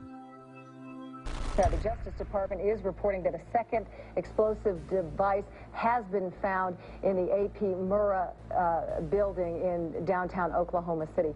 Mike, you're still with us, aren't you? Yes, I am, and I might tell you in addition to that, in fact, what we were told at the scene a few minutes ago was that, in fact, 2 different explosive devices were found in addition to the one that went off. The second explosive was found and diffused. The third explosive that was found, and they are working on right now as we speak, I understand, both the second and third explosives, if you can imagine this, were larger than the first. Bomb squads were actually caught on video pulling into the building to retrieve these devices. They'll back that trailer down there, and the bomb squad folks will go in, and they will use that trailer. You see the bucket on the back there, sort of, this is how they would transport the explosive device away from this populated area to try to do something with it. I just took a look down the street at the Murrah building again. I see another bomb truck going, so apparently they're going to try to get out that third bomb that's been talked about. This was even confirmed by the governor at the time, Frank Keating. One device was deactivated. Apparently there's another device, and obviously whatever did the damage to the Murrah building was a tremendous, very sophisticated explosive device. Members of the ATF who would have normally been in the building were tipped off prior to the bombing. He saw what appeared to be a police bomb squad truck near the Murrah building 2 hours before the blast. It had a shield on the side of the door, and it said bomb disposal or bomb squad below it, and I really found that interesting. Another witness who spoke to ABC News on the condition of anonymity will tell the grand jury tomorrow he was told by an ATF official agents working in the building had been warned in advance not to come to work. He just came out and told me that the ATF wasn't in the building that day. They'd been tipped by their pagers not to come to work, which I was flabbergasted. McVeigh would even claim in a letter written to his sister, which was published by the New York Times, that he was actually recruited for black operations, which included smuggling drugs into the United States, as well as assassinations. One may brush this off as the ravings of a madman. However, McVeigh was filmed at the Camp Grafton military facility in North Dakota on August 3, 1993. McVeigh's official records state that he was discharged over a year prior from the Army Reserve in May of 1992. Perhaps even more interesting is that Camp Grafton was specializing in training troops in explosives and demolitions at the time. When all was said and done, the security tapes reported to have captured the entire thing on video were rounded up and classified. In 2009, they were finally released, and magically none of them caught the bombing. The excuse being they were all having their tapes changed at that exact moment. This event would be labeled domestic extremism, which was used to demonize critics of world government, militias, and create fear within the populace. Muslim extremism seemed to show its ugly face in then unprecedented fashion on February 26, 1993. A truck bomb had gone off in the parking area of the World Trade Center.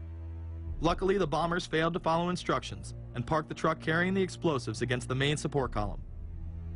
What is not discussed, however, is the bomb was actually built by an FBI informant under the supervision of the FBI. Ahmed Salam, a former Egyptian army officer who had been doing undercover work for the FBI, was the man who actually built the bomb. When he was told that he would have to use real bomb-making material instead of harmless substitutes, he became suspicious and began taping his conversations with FBI officials. Last winter, the FBI was praised for its speed in cracking the case of the World Trade Center bombing and bringing 4 suspects to trial. Now, there is some evidence that the FBI may have known of the plot in advance through an informant and might even have stopped the bombing that killed 6 people. Notice the media emphasizes that they might have been able to stop it. They then gloss over the fact that the bomb was built by their agent under FBI supervision in conjunction with the district attorney. FBI agents might have been able to prevent last February's deadly explosion at New York's World Trade Center. They discussed secretly substituting harmless powder for the explosives, but they didn't, according to the FBI's own informant, Ahmed Salam. Unbeknownst to the FBI at the time, Salam recorded many of his conversations with his handlers. The actual recording where Salam discusses this with his FBI handler, John Antisev, was released years after the trial. You got paid regularly for good information. I mean, the expenses were a little bit out of the ordinary, and it was really questioned. Don't tell Nancy I told you this. Well, I have to tell her, of course. Well, then if you have to, you have to. Yeah, because, I mean, the lady was being honest, and I was being honest, and everything was submitted with a receipt. Yeah. And now it's questionable. It's not questionable. It's like a little out of ordinary. Okay. You know. All right. I don't think it was. If that's what you think, guys, fine.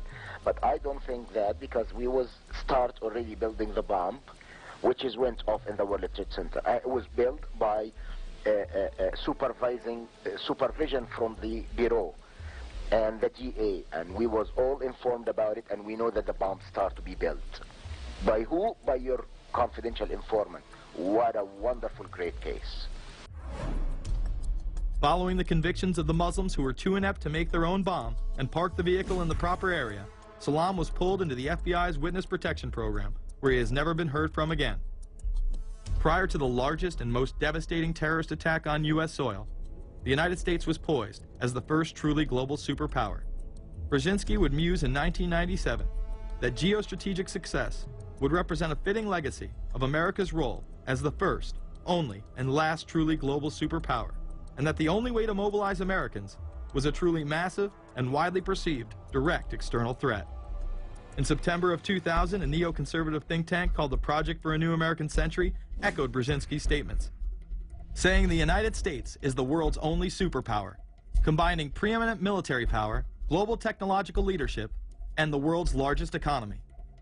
An engine for New World Order ideals, members of PNAC included Dick Cheney, Donald Rumsfeld, Jeb Bush, Scooter Libby, William Kristol, and Paul Wolfowitz.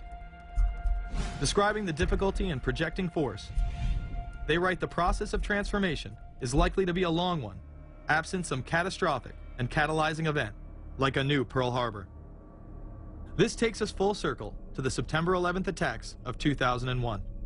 In my previous film, Fabled Enemies, I expose in great detail the Saudi Arabian, Pakistani, and Israeli connections in conjunction with this international intelligence operation. In the early 1980s, bin Laden worked with operatives from U.S. intelligence, the Pakistani military, and Arab states. They ran a wide-ranging covert network that recruited and financed Muslim fighters to battle the Soviet army.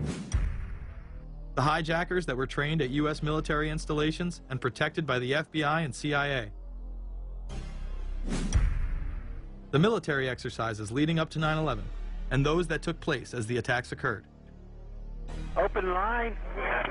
Surveillance, Sergeant Richmond. Sergeant Richmond, Sergeant Light from Cheyenne Mountain Test Control. How are you? I'm doing fine. Okay, I need you to terminate all exercise inputs coming to Cheyenne Mountain at this time. Copy. And stay on loop until I verify that the connectivity is disconnected on the exercise side only. Okay, no, do not do any more inputs on the exercise side and stand by. I got Cheyenne Mountain on the line. Terminating all exercise inputs. So, over, see if you didn't know that exercise. Oh, yeah. The Black Ops program, Able Danger, and the shadow government involvement. This morning we learned that the Vice President wasn't the only one sent to an undisclosed location on September 11th, that an entire backup government was and is still there and may be there for as long as anyone now at least can imagine. As well as much, much more. The government has lied about 9/11 repeatedly and used it to dominate the Middle East, while creating an evolving police state here, encroaching on civil liberties at home. And of course, building a new world order. There is a chance for the President of the United States to use this disaster to carry out what his father, a phrase his father used, I think, only once, and hasn't been used since, and that is a new world order. We know now that September 11th of 2001 was the beginning of what we might call a new world order. The new world order that this president's father talked about with such great enthusiasm seems to be high on the agenda of this administration. Under the second Bush administration, massive amounts of civil liberties were openly and brazenly taken away following 9/11. The passage of the Patriot Acts, the Military Commissions Act, and other horrifying anti-constitutional legislation was enabled by the incredible amount of fear generated by the media, all in the name of keeping us safe here at home. The war itself would create huge profits for the military-industrial complex, and the globalists would seize even more power and control over Middle Eastern resources in what they planned to become a Eurasian Union under their control. Although the establishment claimed to be fighting for our freedom abroad, they were destroying our sovereignty by stealth. Expanding on NAFTA, they were able to consolidate power on the domestic front by deindustrializing the United States through CAFTA, the Central American Free Trade Agreement, as well as the SPP, the Securities and Prosperity Partnership. Opponents, however, say the initiative is nothing less than a plan to create a North American Union that would eliminate sovereignty for all three nations. Building on the North American Free Trade Agreement, the NAFTA section of the Commerce Department is busy drafting laws and regulations for a North American Union, a union of Canada, America, and Mexico. The President has attended secret meetings and signed at least 2 agreements under the Security and Prosperity Partnership Program. The stated goal established by Presidents Bush, Fox, and Prime Minister Paul Martin is integration by 2010. It's a plan from the business elites, the political elites, that will cost more American jobs, cost American sovereignty, but it would fulfill the President's father's vision. Now, former United States Trade Ambassador Robert Zoellick is talking about it again with renewed vigor. This time, a new world order with business at the helm of trade and economic policy.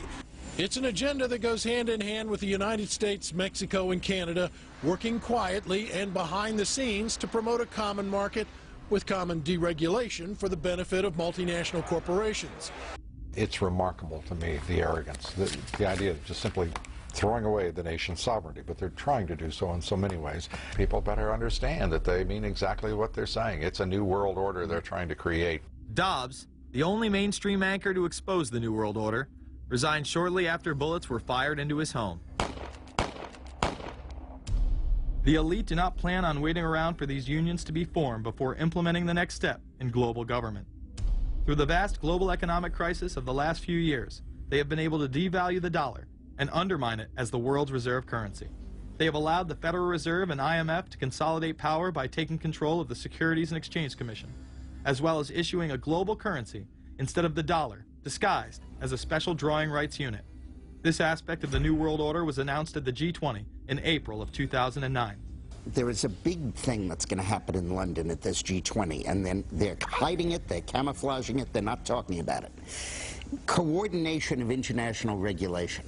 What they are going to do is to put our Fed and our SEC under the control, in effect, of the IMF. New World Order, that's what they're planning in there, is to undermine the U.S. currency, and it's just really sad. What it really is putting the American economy under international regulation. Yeah. And those people who have been yelling, oh, the UN's going to take over global conspiracy government. Theorists. They've been crazy, but now they're right. There's 20 or whatever people in the G20, say there's 20 ministers, thousands of us, and we can't get our voices heard. When Geithner said he would be open to the idea of a global currency last week, yeah. Those conspiracy people had said and suggested that for years. Right. You're not wrong. Cash is becoming weeded out. Cash will most likely be eliminated or extremely difficult to use in many situations, so that you'll have to use the global currency or the electronic currency. Even though a physical global currency is yet to exist, groups such as BRIC are openly promoting a new reserve currency, which is a conglomerate of Brazil, Russia, Indonesia, and China. Get everyone in the whole world using one currency, which some people think that's a good idea. Russian President Dmitry Medvedev recently showed off a sample coin of the new world currency at the G8 in July of 2009. We have also agreed today additional resources of $1 trillion that are available to the world economy through the International Monetary Fund and other institutions. This includes 250 billion from special drawing rights, the reserve currency of the IMF, drawing rights that will be issued to countries who are part of the International Monetary Fund. I think a new world order is emerging, and with it the foundations of a new and progressive era of international cooperation. The head of the European Union is also calling for global government. 2009 is also the first year of global governance, with the establishment of the G20 in the middle of the financial crisis. Gordon Brown has called for a world constitution. We now need nothing short of a world constitution for the global financial system. Both Gordon Brown and Barack Obama had been groomed to be the next Anglo-American spokesman for this new world order after Bush and Blair stepped down. Here is Gordon Brown in front of the CBI prior to him being chosen to become Prime Minister. And it's only now that we can begin to understand that the world order that globalization brings and what it's going to look like. But what does the new world order mean for countries like ours who are looking to succeed? And the question for us is how we meet and master all these challenges to ensure that Britain enhances its competitiveness in the process and realizes what I believe is our destiny of success in this new world order. A new world is emerging. It is a new world order with significantly different and radically new challenges for the future. President Barack Obama has also espoused similar views on globalism.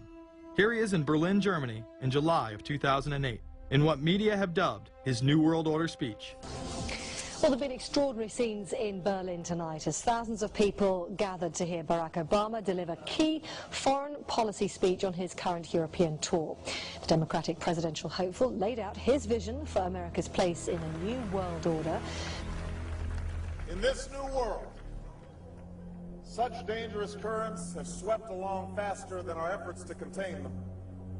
And that is why we cannot afford to be divided. No one nation, no matter how large or powerful, can defeat such challenges alone. But the burdens of global citizenship continue to bind us together. In this new century, Americans and Europeans alike will be required to do more, not less. Partnership and cooperation among nations is not a choice. It is the only way, the one way, to protect our common security and advance our common humanity. That is why America cannot turn inward. That is why Europe cannot turn inward. America has no better partner than Europe. Now Now is the time to build new bridges across the globe as strong as the one that binds us across the Atlantic. Now is the time to join together through constant cooperation and strong institutions and shared sacrifice and a global commitment to progress to meet the challenges of the 21st century. Barack Obama also became the first sitting president to ever become the chair of the Security Council for the United Nations, which only further cites his allegiance to world government. In an era when our destiny is shared, power is no longer a zero-sum game. No one nation can or should try to dominate another nation. No world order that elevates one nation or group of people over another will succeed.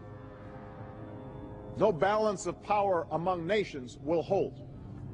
The traditional divisions between nations of the South and the North make no sense in an interconnected world. I think its task will be to develop an overall strategy for America in this period when really a new world order can be created. It's a great opportunity. The globalists, who know that Obama is going to promote their plan, want to make him such a superhero that nobody will question what he's doing. He is very much a product of the system that he is now technically in charge of. Obama alone, or the Democrat Party alone, is not responsible for his massive rock star status. It's been done by the media. This establishes that Obama is an unapologetic globalist who holds no one nation above another, despite its policies. Perhaps we should move towards a society more like China if that's the case. After all, on the 60th anniversary of the communist Mao regime takeover, the Empire State Building, once a proud symbol of the United States, was lit in the colors of the Communist Party halfway across the world. In fact, following the United Nations Copenhagen Conference in December of 2009, the Washington Post ran the headline, "Copenhagen Climate Deal Shows New World Order May Be Led by U.S., China." The Copenhagen Conference was disguised as a summit that would save the planet from man-made global warming by cutting carbon emissions.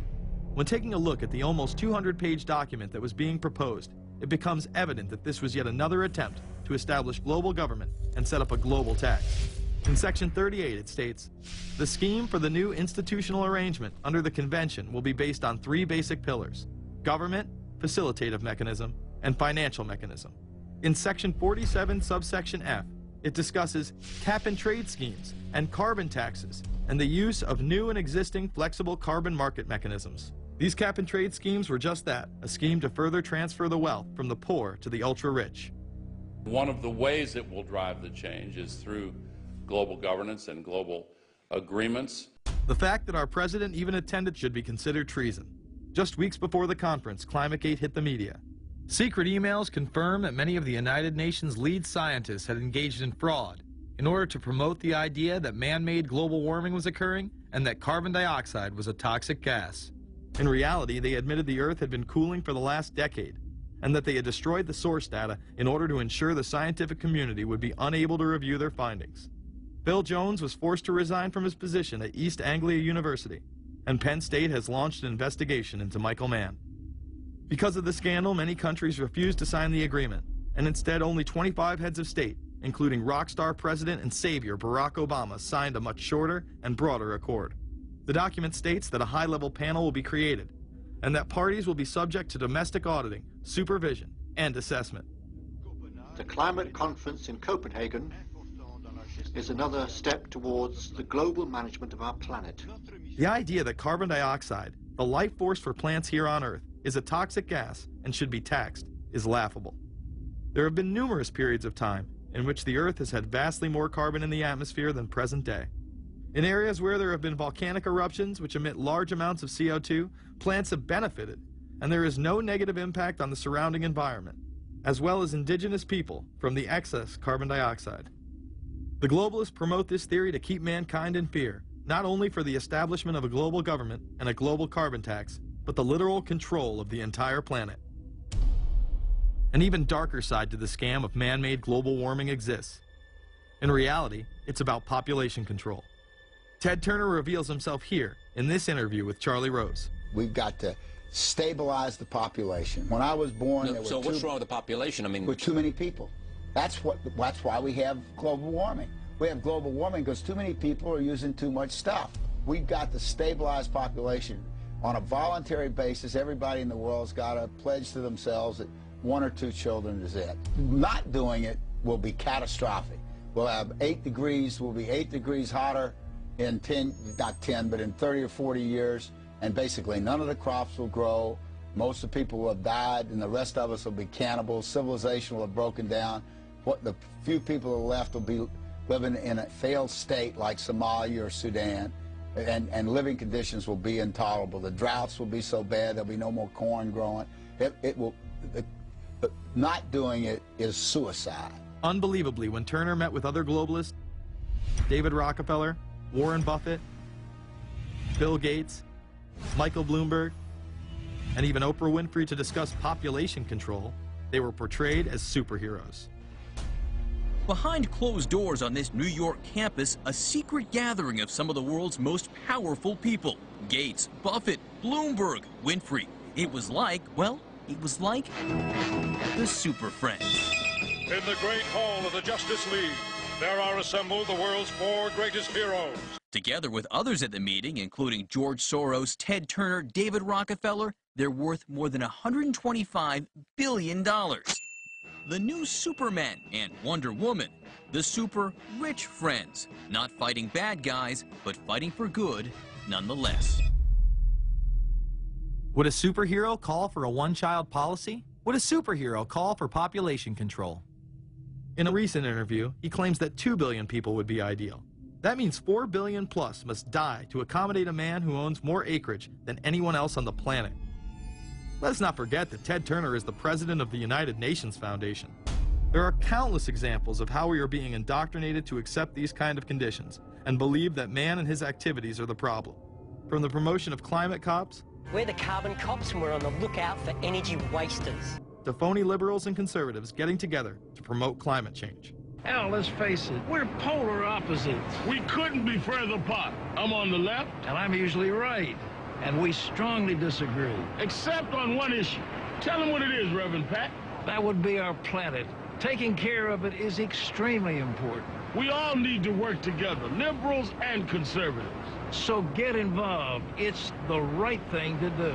Now there you go again.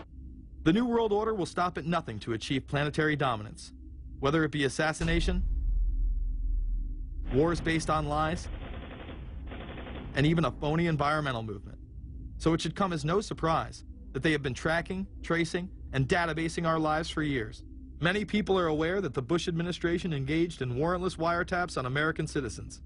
What they don't understand is that it's come out in court that all the major telecommunications companies have been secretly storing every piece of data received from our phones and our computers and handing them over to the National Security Agency. You heard about the government secretly listening in on phone conversations without a warrant, but there is evidence that your email is also being tapped. The government has been intercepting most emails as part of its terrorist surveillance program.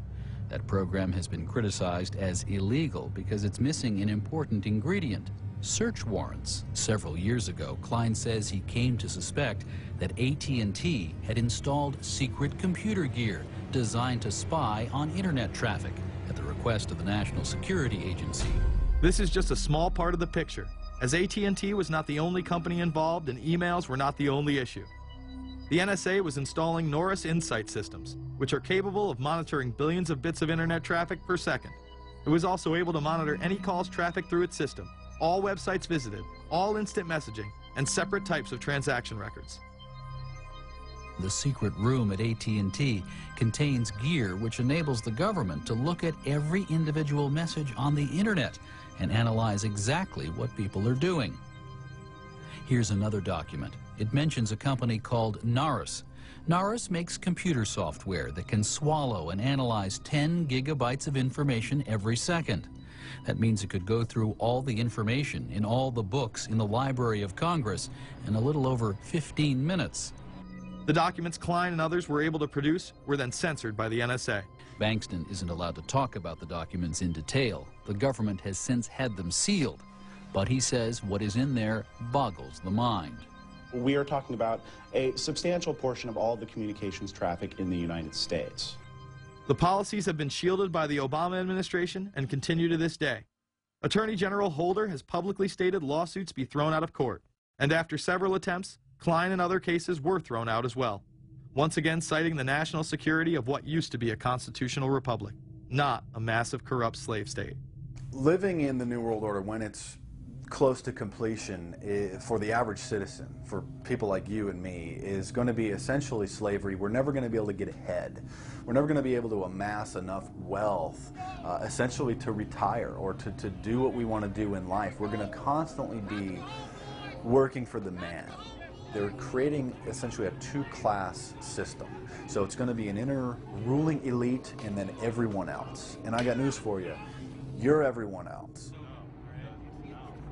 The New World Order that is currently being built revolves around creating a global technopoly ruled by the elite, in which they dominate and control a severely reduced populace, which they treat as their pets. In the New World Order, the people are the enemy. Internal documents released in March of 2009 reveal that the Department of Homeland Security is targeting citizens who discussed the New World Order, people with a Christian identity or sovereign citizens who argue that the government has gotten away from the intent of the Constitution and are strong states' rights advocates. People who are anti-immigration, stating, extremists will argue that immigrants are taking the jobs of U.S. citizens during times of high unemployment and without paying taxes. People who oppose the Federal Reserve banking system. People who display constitutional party or libertarian material. People who support Ron Paul. And those who have bumper stickers containing anti-government rhetoric. This document is one of literally thousands that make everyone a possible terrorist. This establishes a pattern of demonizing ordinary citizens while giving draconian powers to the state. You are considered guilty until proven innocent. As technology is developed, separate parts of their command and control system are beta tested around the world.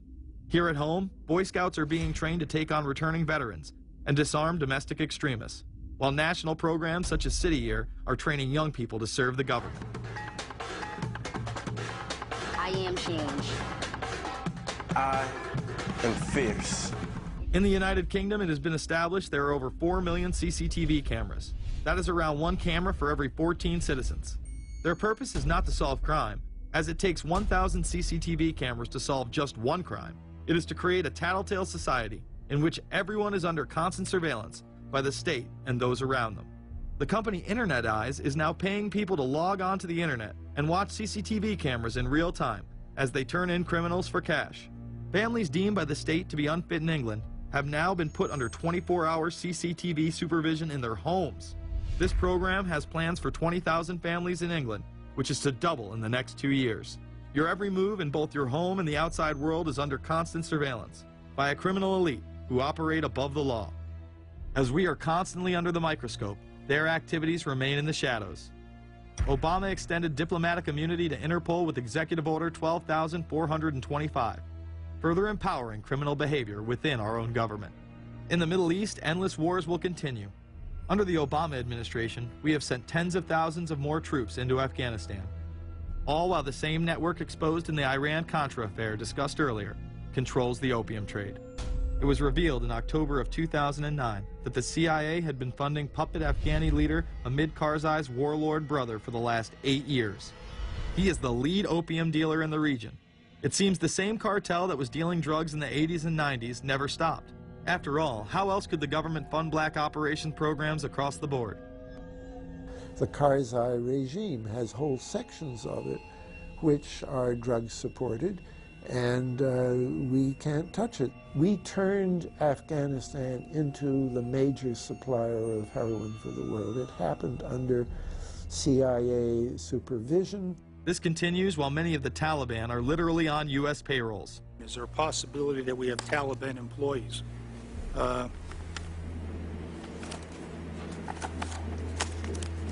The commander in the field, or I should say the COCOM commander, General Petraeus, has made it a conscious effort to, as part of his coin strategy, to hire local nationals.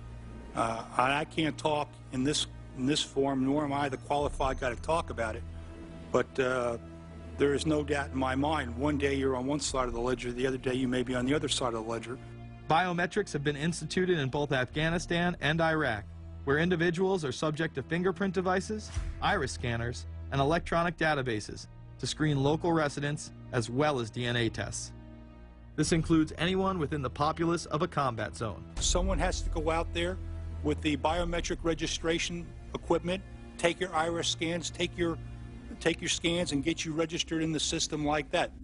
As scary and tyrannical as these systems seem to be, none may be as dangerous as the implantable RFID microchip. Through various pretenses, including terror, security, and entertainment, the chip has been promoted and integrated into society.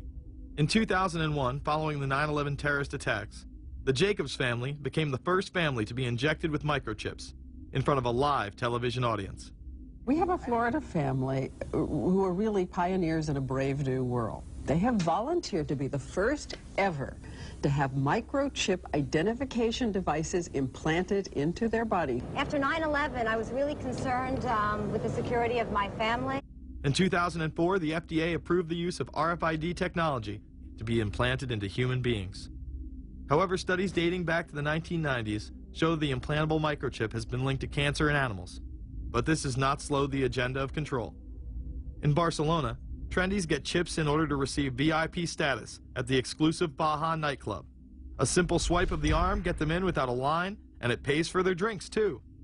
The Mexican government also chipped employees for security measures in 2004. We were interested today to hear that more than 100 law enforcement officials in Mexico are having microchips implanted in their arms. The chips allow a person to be scanned, sort of like a cereal box at the supermarket checkout.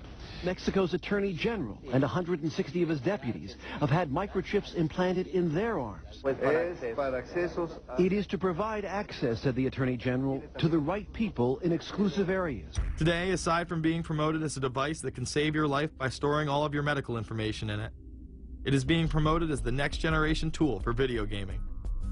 Sega developer Yu Suzuki plans on developing gaming technology using implantable RFIDs.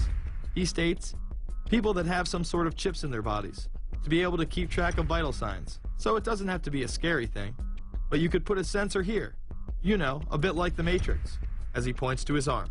It's not really something only in the future. Some people already have them, chips in their bodies. Suzuki is correct. It has never been easier to order a microchip online and implant it under your skin. Microchips implanted in your hand, arm, or shoulder is just the beginning.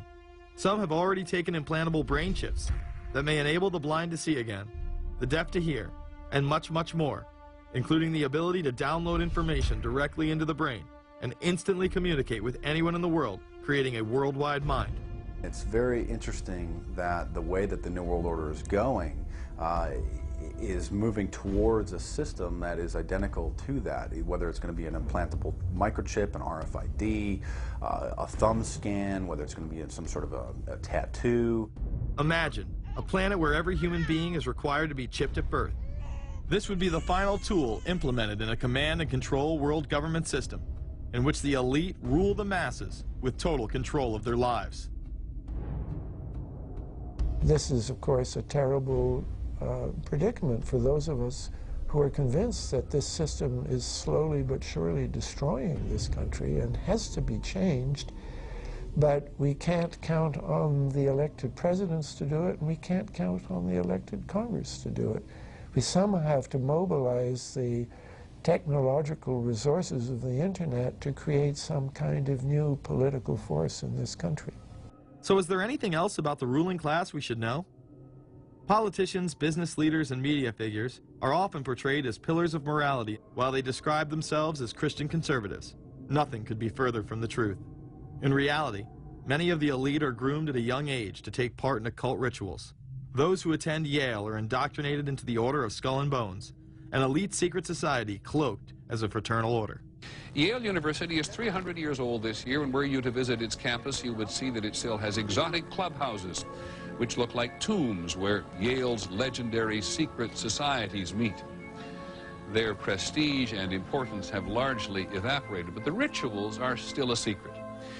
And so when we heard that some enterprising characters had managed to spy on the famous Skull and Bones Society, we couldn't resist.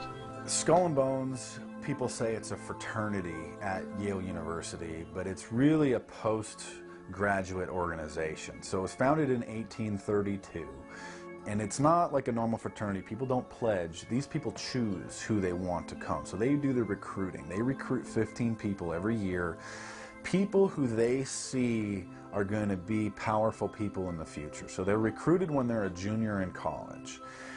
A lot of these people come from really wealthy and influential families because they know that this person has the resources to then elevate them to a position of power that can benefit the club. The video shows the neophytes, or initiates, kissing a skull, then performing a mock human sacrifice. Horrific screams caught on tape include chants of, "The devil equals death, death equals the devil." True. Famous alums include Senators John Kerry and John Chafee, to name two, cabinet secretaries such as Averell Harriman, and 3 presidents, William Taft, George Bush, and George W. Bush, who's been reluctant to talk about Skull and Bones. Does it still exist? The thing is so secret, I'm not even sure it still exists. Former Skull and Bones members and current members have been presidents, heads of the CIA, senators, heads of business. I mean, huge, huge corporations. These people have the network that brings them to such a position of power that most people could only dream of. Bush would run against his fellow Bonesman and distant cousin John Kerry in 2004. You both were members of Skull and Bones, a secret society at Yale. What does that tell us? Not much, because it's a secret. Is there a secret handshake? Is there a secret code? I wish there were something secret I could manifest. 322, a secret number? There are all kinds of secrets, Tim. You were both in Skull and Bones, the secret society. It's so secret we can't talk about it. What does that mean for America?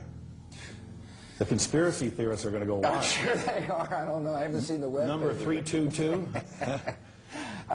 This is an elaborate, occult, ritualistic entry into this group that they are now a member of for life. This culture of death and the occult continues long after college. Later on in life, these pagan rituals carry on in the redwoods of Sonoma, California. What is the Bohemian Grove? Well, it's a kind of summer camp for the powerful, an all-male gathering in great secrecy. This group was formed in the late 1800s by artists, industrialists, and politicians. Bohemian attendees worship the owl as their deity. The Aztecs, Mayans, and other natives of Mesoamerica considered the owl a symbol of destruction and death. This is why the opening ritual for the club is the cremation of care. During the ritual, the effigy of a baby is rowed across the water by the Grim Reaper and given to a high priest, who then tosses it on a fiery sacrificial altar of a 40-foot owl god. It is an earth-based ritual in which care is burned away. The conscience is symbolically cast aside so that they may ignore the pain they have inflicted on others for the advancement of their own agendas. With this ceremony called the cremation of care, that begins the 2-week encampment where the body of dull care, symbolizing woes and concerns, is burned on an altar in front of a big owl statue. When that ceremony ends, they all start to cheer and yell. You have to ask yourself why it is that somebody would want to do that, let alone these elite people. And if you look at the elite throughout history, many of the people that achieve pinnacles of power are into the occult. They seek a supernatural way to gain power. Why are Christian conservatives such as the Bushes and Newt Gingrich attending the Grove? And I recognize I'm not going to be invited to Renaissance Weekend or that Bohemian deal where Newt, Rush, and Dick all sit in a teepee naked beating on tom-toms. Why does the media barely mention the Grove? Because many of them are in attendance. Late political cartoonist Phil Frank of the San Francisco Chronicle draws a reporter thinking about his loyalties to Bohemian Grove as he takes notes for a story. Stories about what happens in these redwoods are hard to come by. A campground statue reminds Bohemians to keep their mouths shut about the Grove. Many world events have been shaped at the Grove, including the creation of the atomic bomb. Discussions at the Grove in the 1930s helped lead to the development of nuclear power and the atomic bomb. Every Republican president since Calvin Coolidge has been a member, as well as many Democrats, including Jimmy Carter. If you look at the membership lists of the Bohemian Grove and the Council on Foreign Relations, the Bilderberg Group, a lot of the key level people are overlapping and are involved in numerous groups. In addition to pagan rituals that take place there, this all-male club also deals with darker themes through the plays Montezuma, which feature Aztec human sacrifice, and Faust, which feature Mephisto. Some of these plays are disturbingly flamboyant. Many of the elitists have a penchant for cross-dressing and singing show tunes. Perhaps that is why much of the all-male staff also happen to be homosexuals. Well, each year, many of them seem to have a stunt or try to come up with a stunt. Last year, in 1980, the popular button was Free the Fortune 500.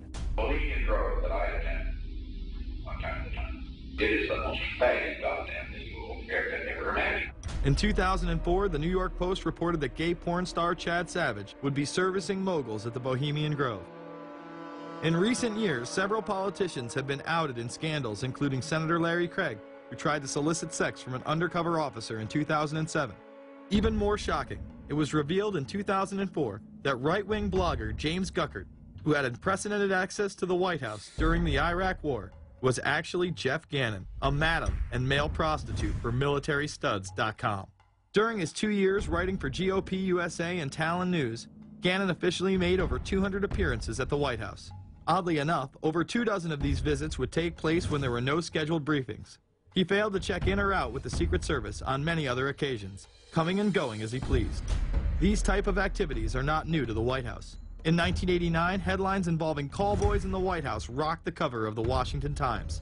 The Washington Times reported today that unidentified White House aides in the Carter, Reagan, and Bush administrations now are being investigated for using the services of a call boy ring. The paper reports that 2 of the male prostitutes were given a late-night tour of the White House last year. Hundreds of credit card receipts obtained by the Washington Times confirm that its clients were key officials of the Reagan and Bush administrations, military officers, congressional aides, and U.S. and foreign businessmen with close social ties to Washington's political elite. This ring extended beyond the White House and into Congressman Barney Frank's bedroom. Barney Frank, one of 2 openly homosexual members of Congress, acknowledged having used a male prostitute, whom he then hired as a personal employee. The man had keys to Frank's basement apartment on Capitol Hill. Frank paid him approximately $20,000 out of his own pocket to be his housekeeper and driver. But as first reported in today's Washington Times, the man was on probation for sex crimes and a drug conviction, and he ran a prostitution business out of Frank's home. Although Frank tried to claim ignorance, Stephen Goby, the prostitute in question, claimed that Frank was completely aware of what was going on and was even receiving free and discounted sexual services. The fix seemed to be in. Frank was threatening members of Congress to remain silent prior to being exposed in this sex ring. Massachusetts Democrat Barney Frank, a homosexual, threatened to expose fellow congressmen he knew to be gay unless they stopped spreading rumors. Questions stopped and Frank walked away with a slap on the wrist. Some members of the Ethics Committee were disgusted. Do we tolerate, do we condone a member of this body who knowingly permits a house of prostitution to be operated out of his residence? You have just heard one of the most edited, selective garbage that has ever been put forth, in my opinion, in this House.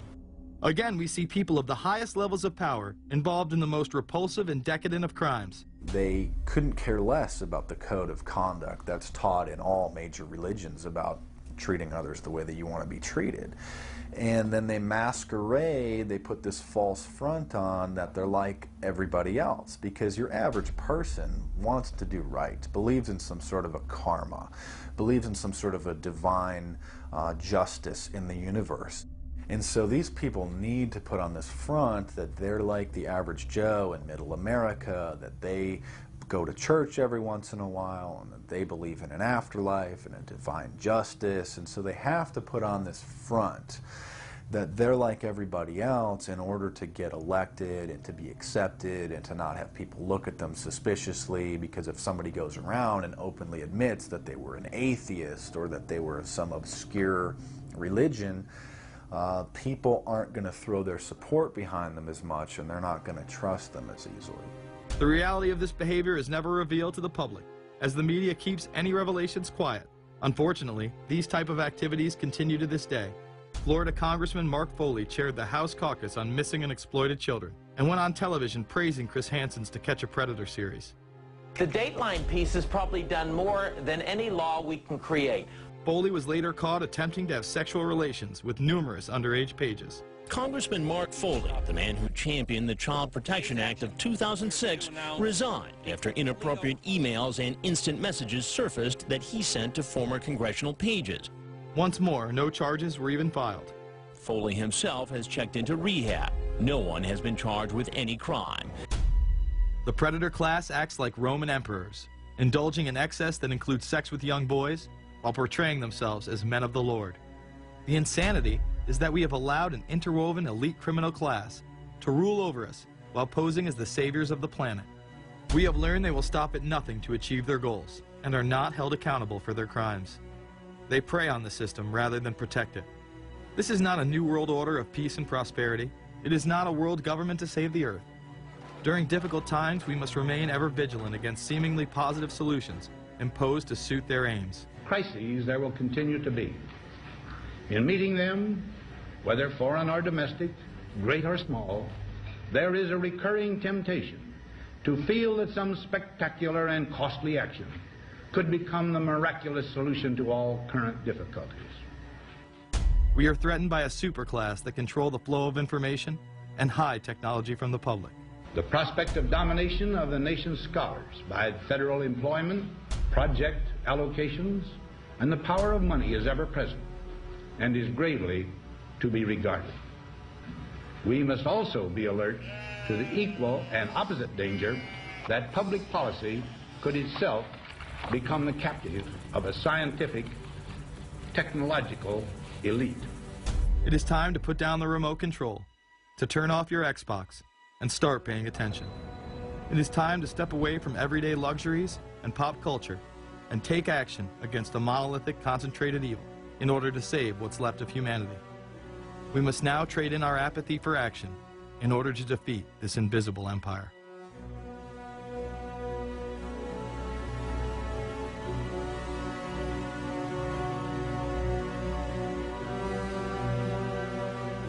How set up are we to deal with this New World Order?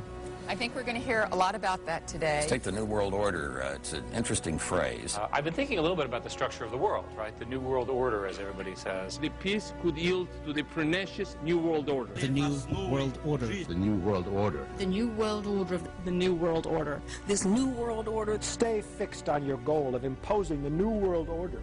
We kept talking about a New World Order. A New World Order.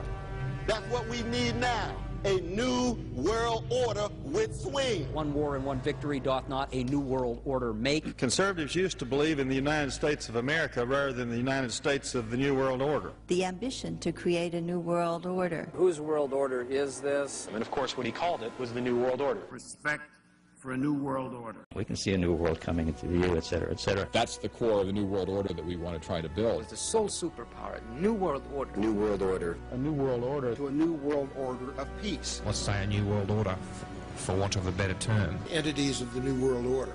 The whole concept of New World Order is something else. It really says that the state is God. The state will play a bigger role in the economy. New order. What Wilson wanted was a new world order, not just a new world order. In order to compete in the New World Order. Compete in this New World Order. This is the third leg of the New World Order. We had the World Bank, we had the IMF, and now we had the World Trade Organization. A rigid New World Order. This hoped-for New World Order. Constructing a new world order in the new world order of the 21st century. The new world order we're going to put in place In this New World Order. In this new world order. The patriots in this country are not going to see their rights diminished in order to create a new world order. That President Bush has described as a new world order, which I share that, we all share that same desire. A new world order is surely in the making here. Are we ready for the new world order? It's a timely and often controversial question. You don't hear a politician speak the way you do in America. It's about the future of Europe and a new world order. Mr. President, thank you so much, and I hope to have you again, and I hope to see you again.